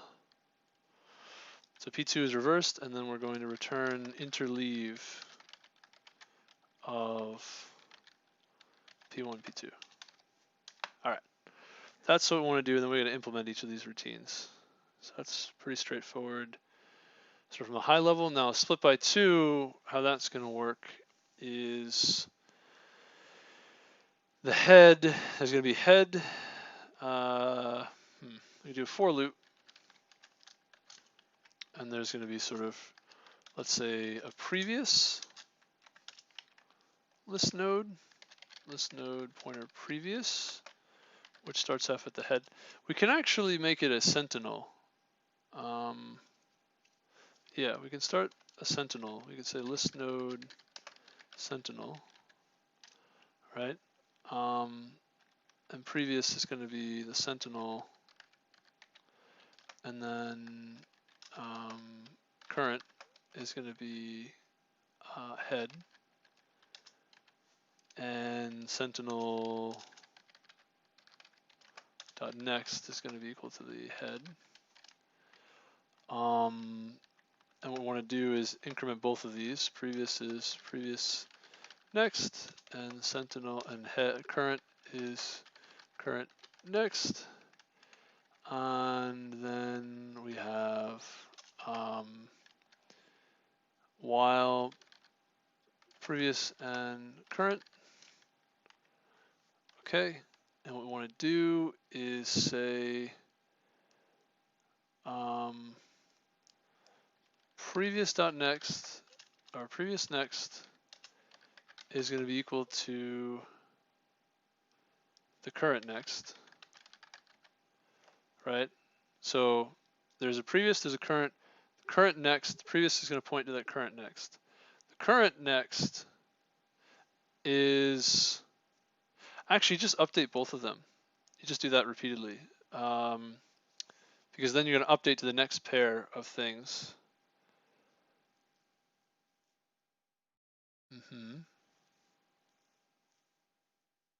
You actually want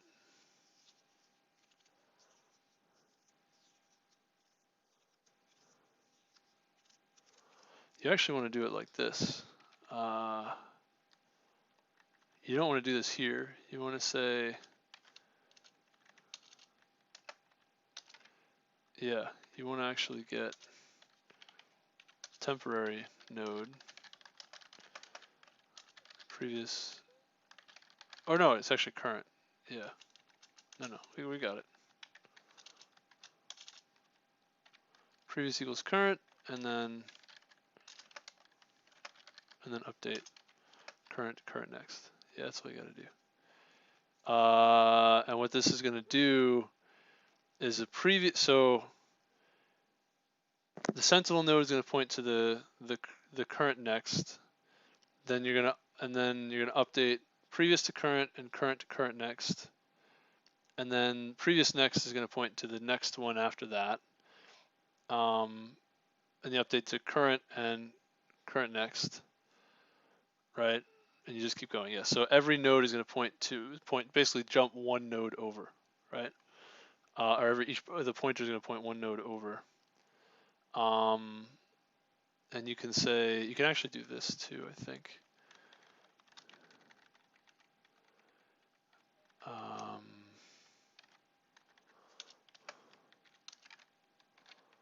Right, so you got this going on. And so we're going to return standard pair, make pair. these pointers, which is going to be the Sentinel next is actually going to be the second one, and this is going to be the head. So the head's, yeah, so it's like this. So that'll give you your split by 2. Now you want to reverse a linked list. Okay, do we remember how to reverse a linked list? Yes, there is a way. There's this really funky way to reverse the linked list. Oh gosh. Yeah, I remember now. Right. This was pretty involved. There's, oh gee. Okay. All right, let's see if we remember this. So there's these 2 pointers that point to the list node. This is the double pointer shenanigans, if you remember. Oh gosh. I don't think I should use the double pointers for this though. That seems really bad. Should I do that? Oh no. Oh no. I remember now. Oh my gosh. I can't even. So what you want to do is you want to take, there's a node, right? You want to take the next node and put it in front of this node, right? And set the pointer, and then this becomes the new head, and you have this next node you take and put it in front, and put it in front, put it in front, put it in front. That's the way you want to do this. So we'll have, there's sort of A, B, and C. And A is going to start off at the head. Now we can use a Sentinel node, I think. It's probably better to use a Sentinel node because it's easier to think about.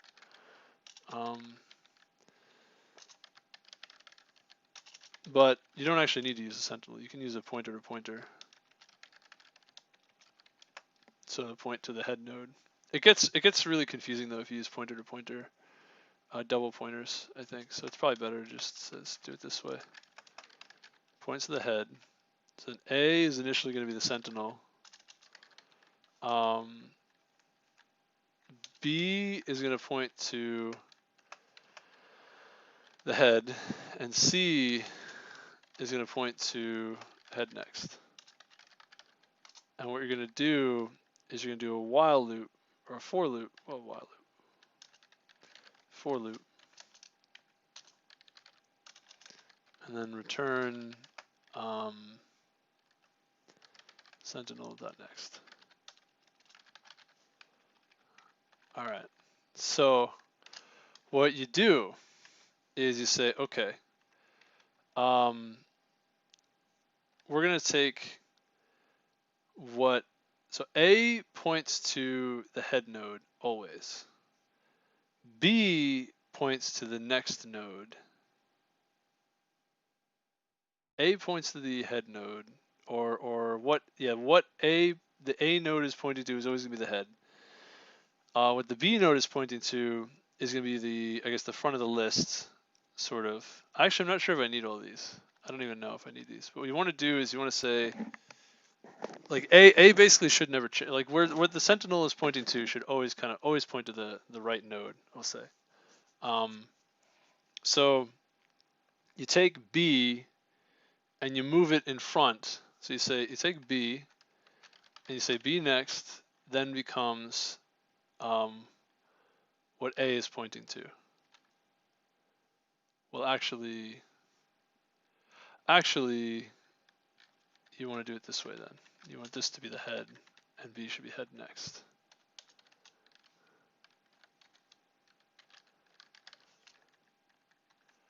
And then C is head next. Something like that. Well, we'll just do it this way. You have A and B. Okay. Head next. So B next is going to point to, which by the way, you could just say if not B. Just return head, We could probably fit that in somewhere, that condition, it'll handle that automatically. But suppose you have B. B next, you want to update temp to be B next. And then you want to update B next to point to A, right? And then the Sentinel next is then pointing to B. And then B is then equal to temp. And A equals B. Yeah. A equals B. B equals temp. B next points to A. You have to save that next B next. What be the next B thing is going to be? A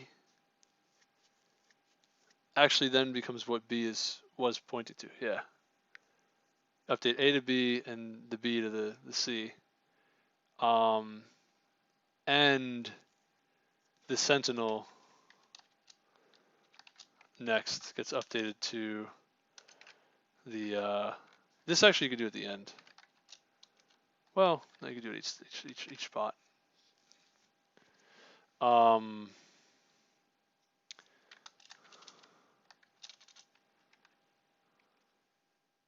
Really it's A ultimately is the one that you want to return. You don't really need the Sentinel next. Well, yeah, you could throw that in there. Is equal to A.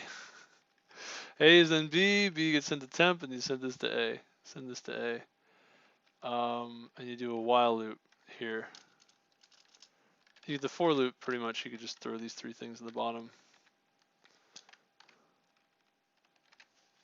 In the back.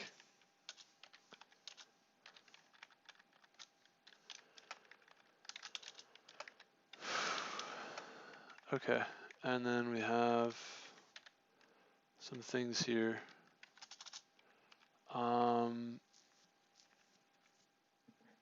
Oh no, you don't have, all right, never mind, you can't do it this way, you gotta, yeah. Do it this way, we'll do a while loop, while. And the while part is while B, while B. Yeah, okay. I don't know if this reverse works properly, but that's the basic idea. I like that approach. Yeah, that's okay. I think that works. It's a little complicated, I guess, but it should do the trick. So we split by 2, we have reverse, and then we have interleave. Now, we have to test the reverse part, I think, because that's a little bit complicated. And if we had to do this in an interview, it would take me some time, I think. Working on something similar to what I'm working on. Pretty cool. Nice. Very nice.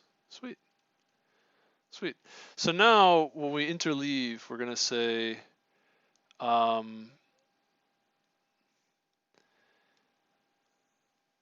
this is, okay, so we have A and B. We want A, we save the next node for A, point A to B. Save the next node for B, point B to A. And then we want to repeat on these next pointers. So yeah, so we can do it that way. Do kind of a for loop, I guess, or a while loop.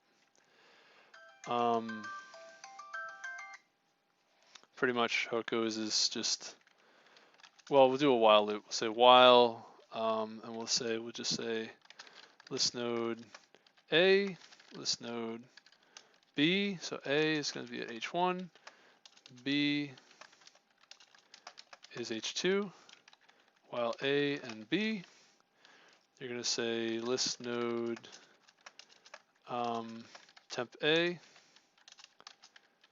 or temp A, and it's going to be A, and list node temp B is going to be B. We say A next is going to be equal to B, B next is equal to temp A. So you really only need temp A, I think. I don't know. No, you need these. Yeah. No. Oh, yeah. Oh. Wait a second. B next goes to A. So A next goes to B. B next goes to A next.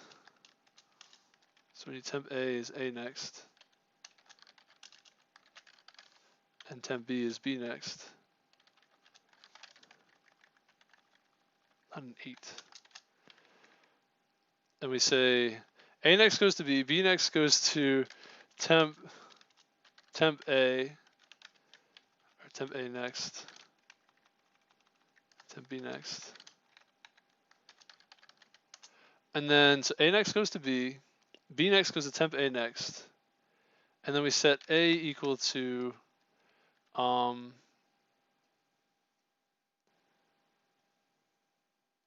is then equal to this temp A next, and B is equal to temp B next. Yeah, that's how that works. It's kind of complicated, I guess. And then you want to return H1. Right, it's interleave. So let's see what happens here. Fatal error cannot have a name. Pair list node pointer P1. Oh, okay. All right. This took me a really long time to code. I don't really know why this took so much time. I feel like this shouldn't have taken this much time. Which one are we missing here?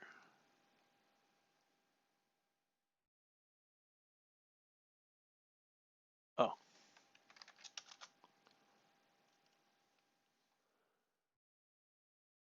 Interleave P1, P2.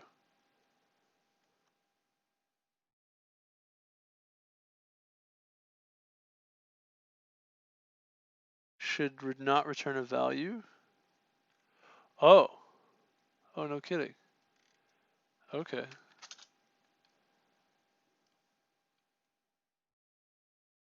Output 1432, expected 1423.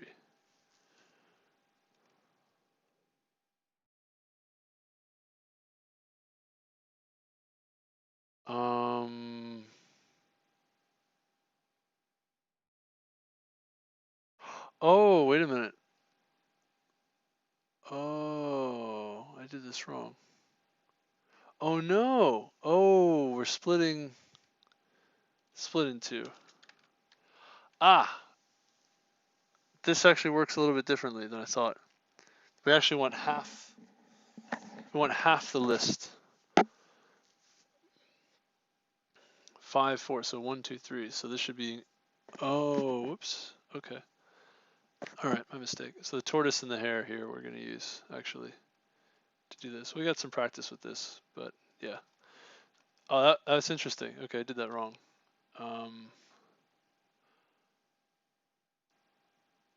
Yeah, no. Yeah, I did that wrong. So we want tortoise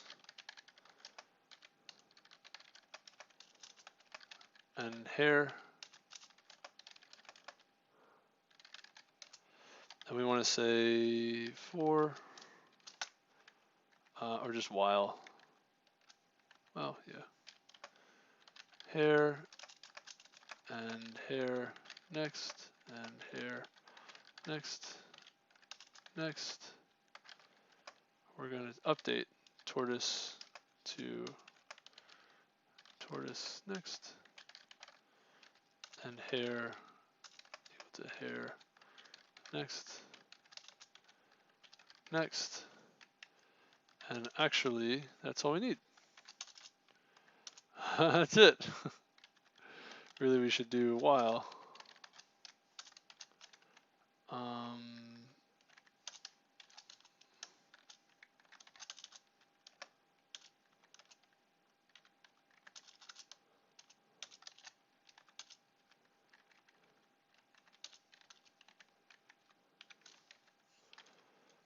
And what's going to happen is the hare, so we go hare jumps to 3, tortoise is at 2, hare jumps to next doesn't exist, so tortoise is in the right spot. We're done. Hare goes to 3, tortoise goes to 2, hare goes to 5, tortoise goes to 3, hare goes off the edge, we're done at 3. And we want to return make pair of, it's going to be tortoise and split in 2. So we're going to say tortoise next equals the null pointer. We're going to say tortoise next. Right? Oh, no. Hare. Really? I don't know. I made a mistake.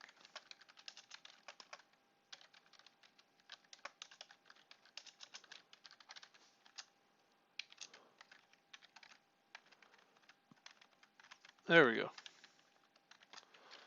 So this gives you split the list properly now. Split into rather than by 2. Let's see what happens now. 1, 2, 4. Oh no. Uh-oh. You don't necessarily want to split in 2. You want to, I guess. Oh no. No, that's fine. This should be actually the head. And this should be what comes after the tortoise.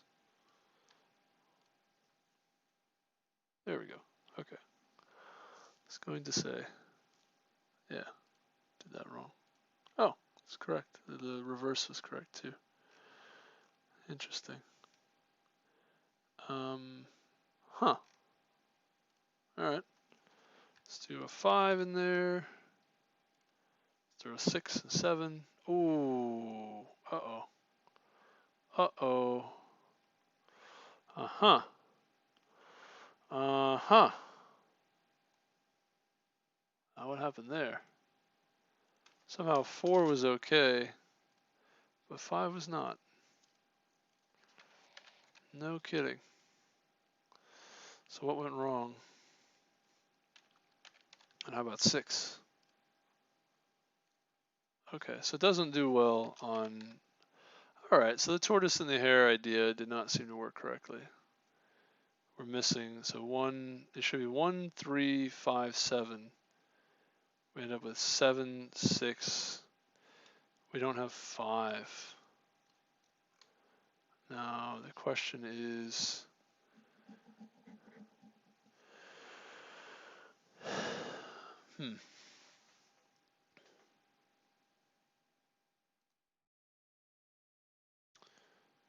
They start off at the same spot, and then the hare jumps to 3, tortoise jumps to 2. Hare jumps to 5, tortoise jumps to 3. Hare jumps to 7, tortoise jumps to 4. And then the hare stops. Actually, the tortoise is too far. 5, 6, 7.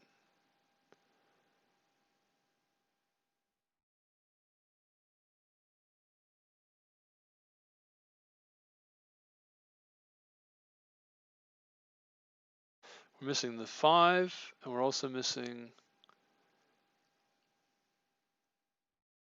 Really? This actually stops too early.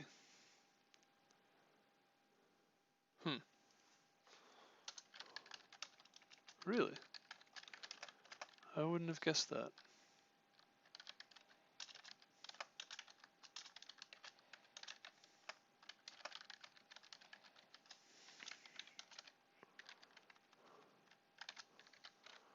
Excuse me. 1, 5. No, that's correct. That's fine. Maybe it's the reverse is wrong. That could be it. becomes 765.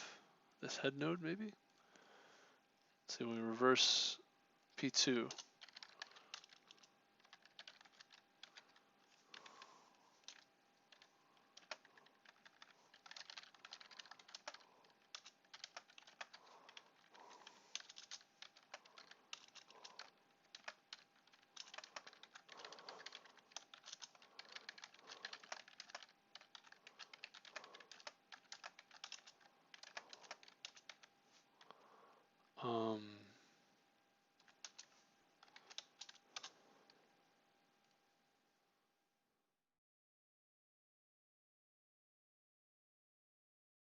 Oh, whoops.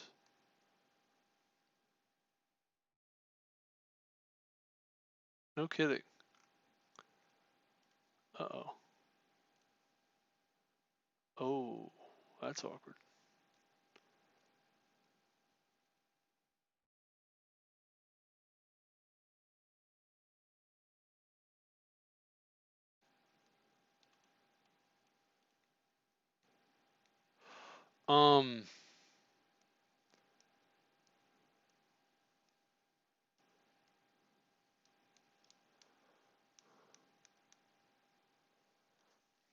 You know,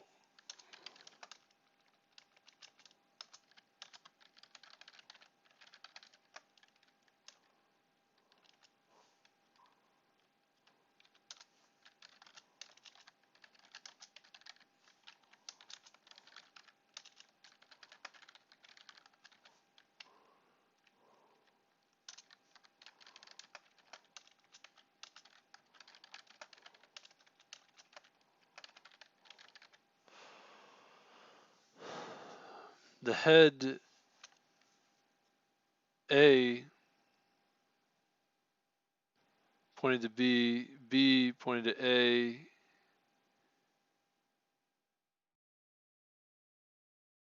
C pointed to B. 656565 is what we had here, right? Yeah. Yeah, we just need this A to point to the null pointer. I think that's when you revert. Ah, that's why. Wow, that's interesting. That's so weird. That was the error. That's like such a sort of nuanced thing. Amazing. No kidding. Okay. There's a few test cases we want to try. This is 1. This is 2. Whoops. 3.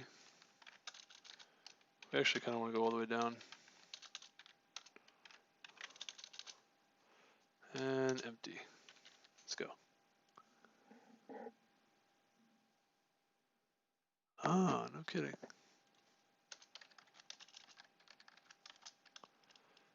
Oh, yeah. Okay. Interesting.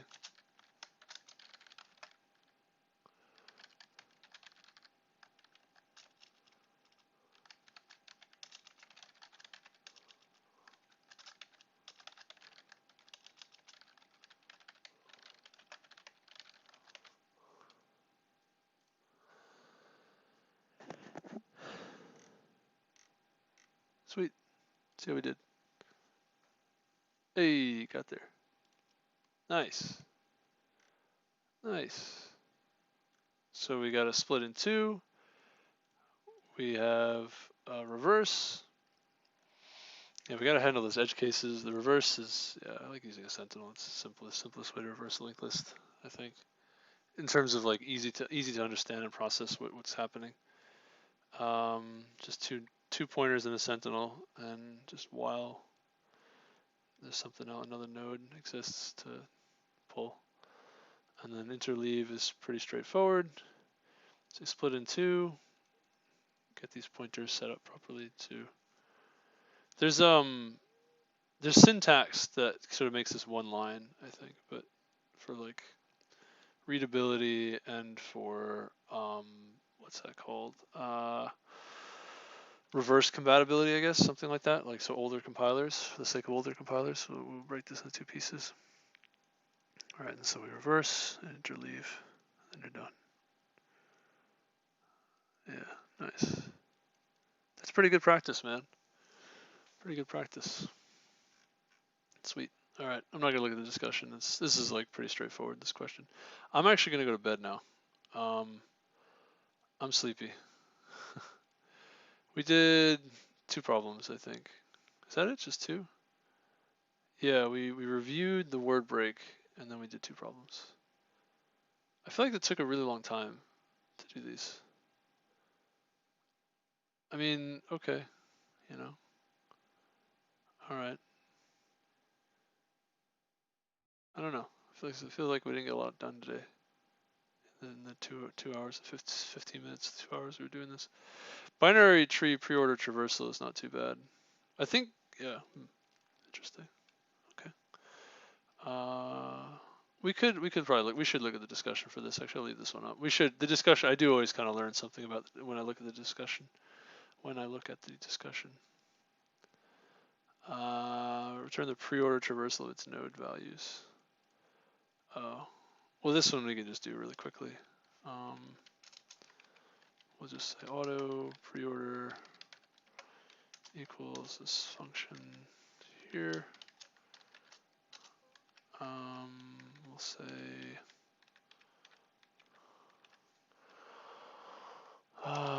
tree node root, or just root. We'll call it root, and the way it works is you say auto f. So you're gonna say if not root, return. We have standard vector int ret. We say base case, and then we have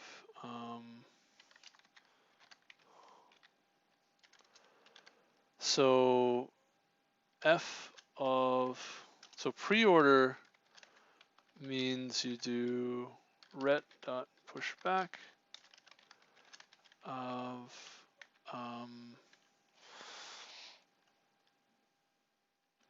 root value, and then you f on root left. Pre-order means, yeah, you do the node first, and then you recurse the left side and the right side. And you have to give f to f. You gotta remember to do that when you use this kind of, we do it like this. And then you return pre-order of root using pre-order. So now you don't have to write your own function, you can just do it right then and there. And you have to return. Oh, excuse me.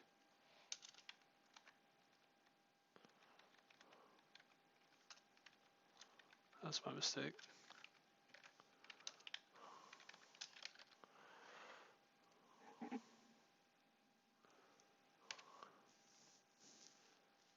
Okay. Nice. Problem here is, this is the easiest way to do it using a in my opinion, the easiest way to do this using there's 2 other ways to do this that are interesting. So in my opinion, this is the easiest way. This is just using a recursion, simple recursion, depth first search type of deal. The other 2 ways would be, you can use breadth first search, use a queue. And then another way is to perform a what's that called?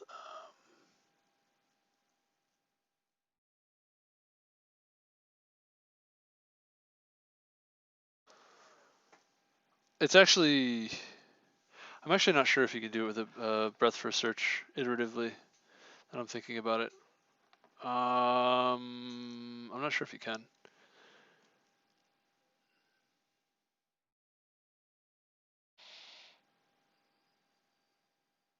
No.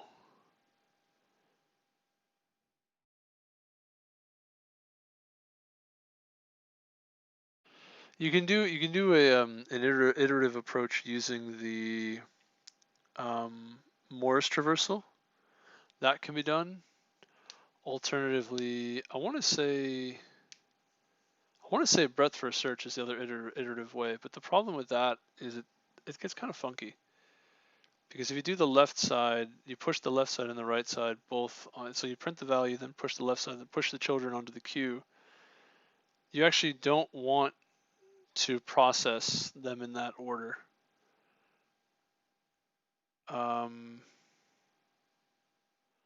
You actually probably want something more like the right nodes should really maybe go on another, like either another queue or something.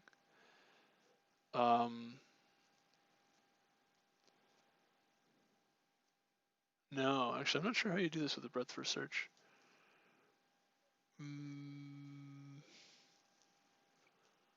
To do it iteratively.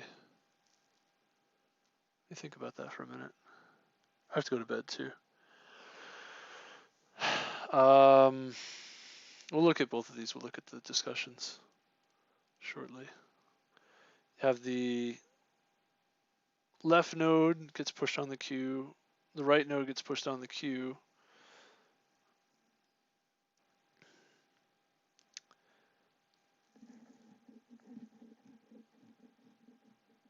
You could probably use a double-ended queue to push the left node on the queue and then the right node on, I guess, the left side of the queue, something like that. Or another stack, something. You could use a stack, I guess, to emulate the depth first search iteratively.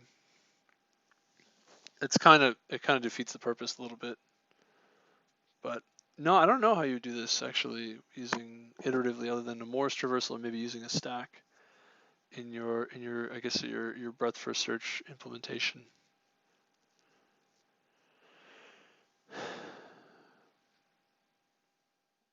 Yeah. You know, when the queue is empty, you would pop the stack.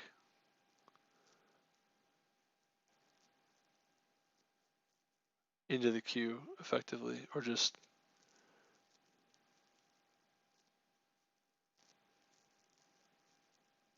you push all the left nodes into the queue and all the right nodes into the stack. I guess you do it that way.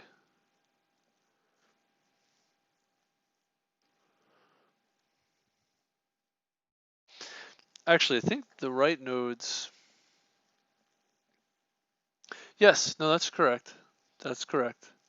The most recent right node that you pushed onto the stack would be the one that you process next after you finish the left node. Yeah. So it would be like a stack that you push on the right and the right nodes onto. Pretty interesting. Anyway, all right, I'm gonna go. So we'll take a look at this reorder list problem again, and we'll take a look at this binary tree pre-order traversal again. We'll do these things later. We'll look at the discussions and look for like better ways to do this, faster ways. I'm gonna go to bed now. Thank you all for watching, hanging out, saying hello. I do appreciate it.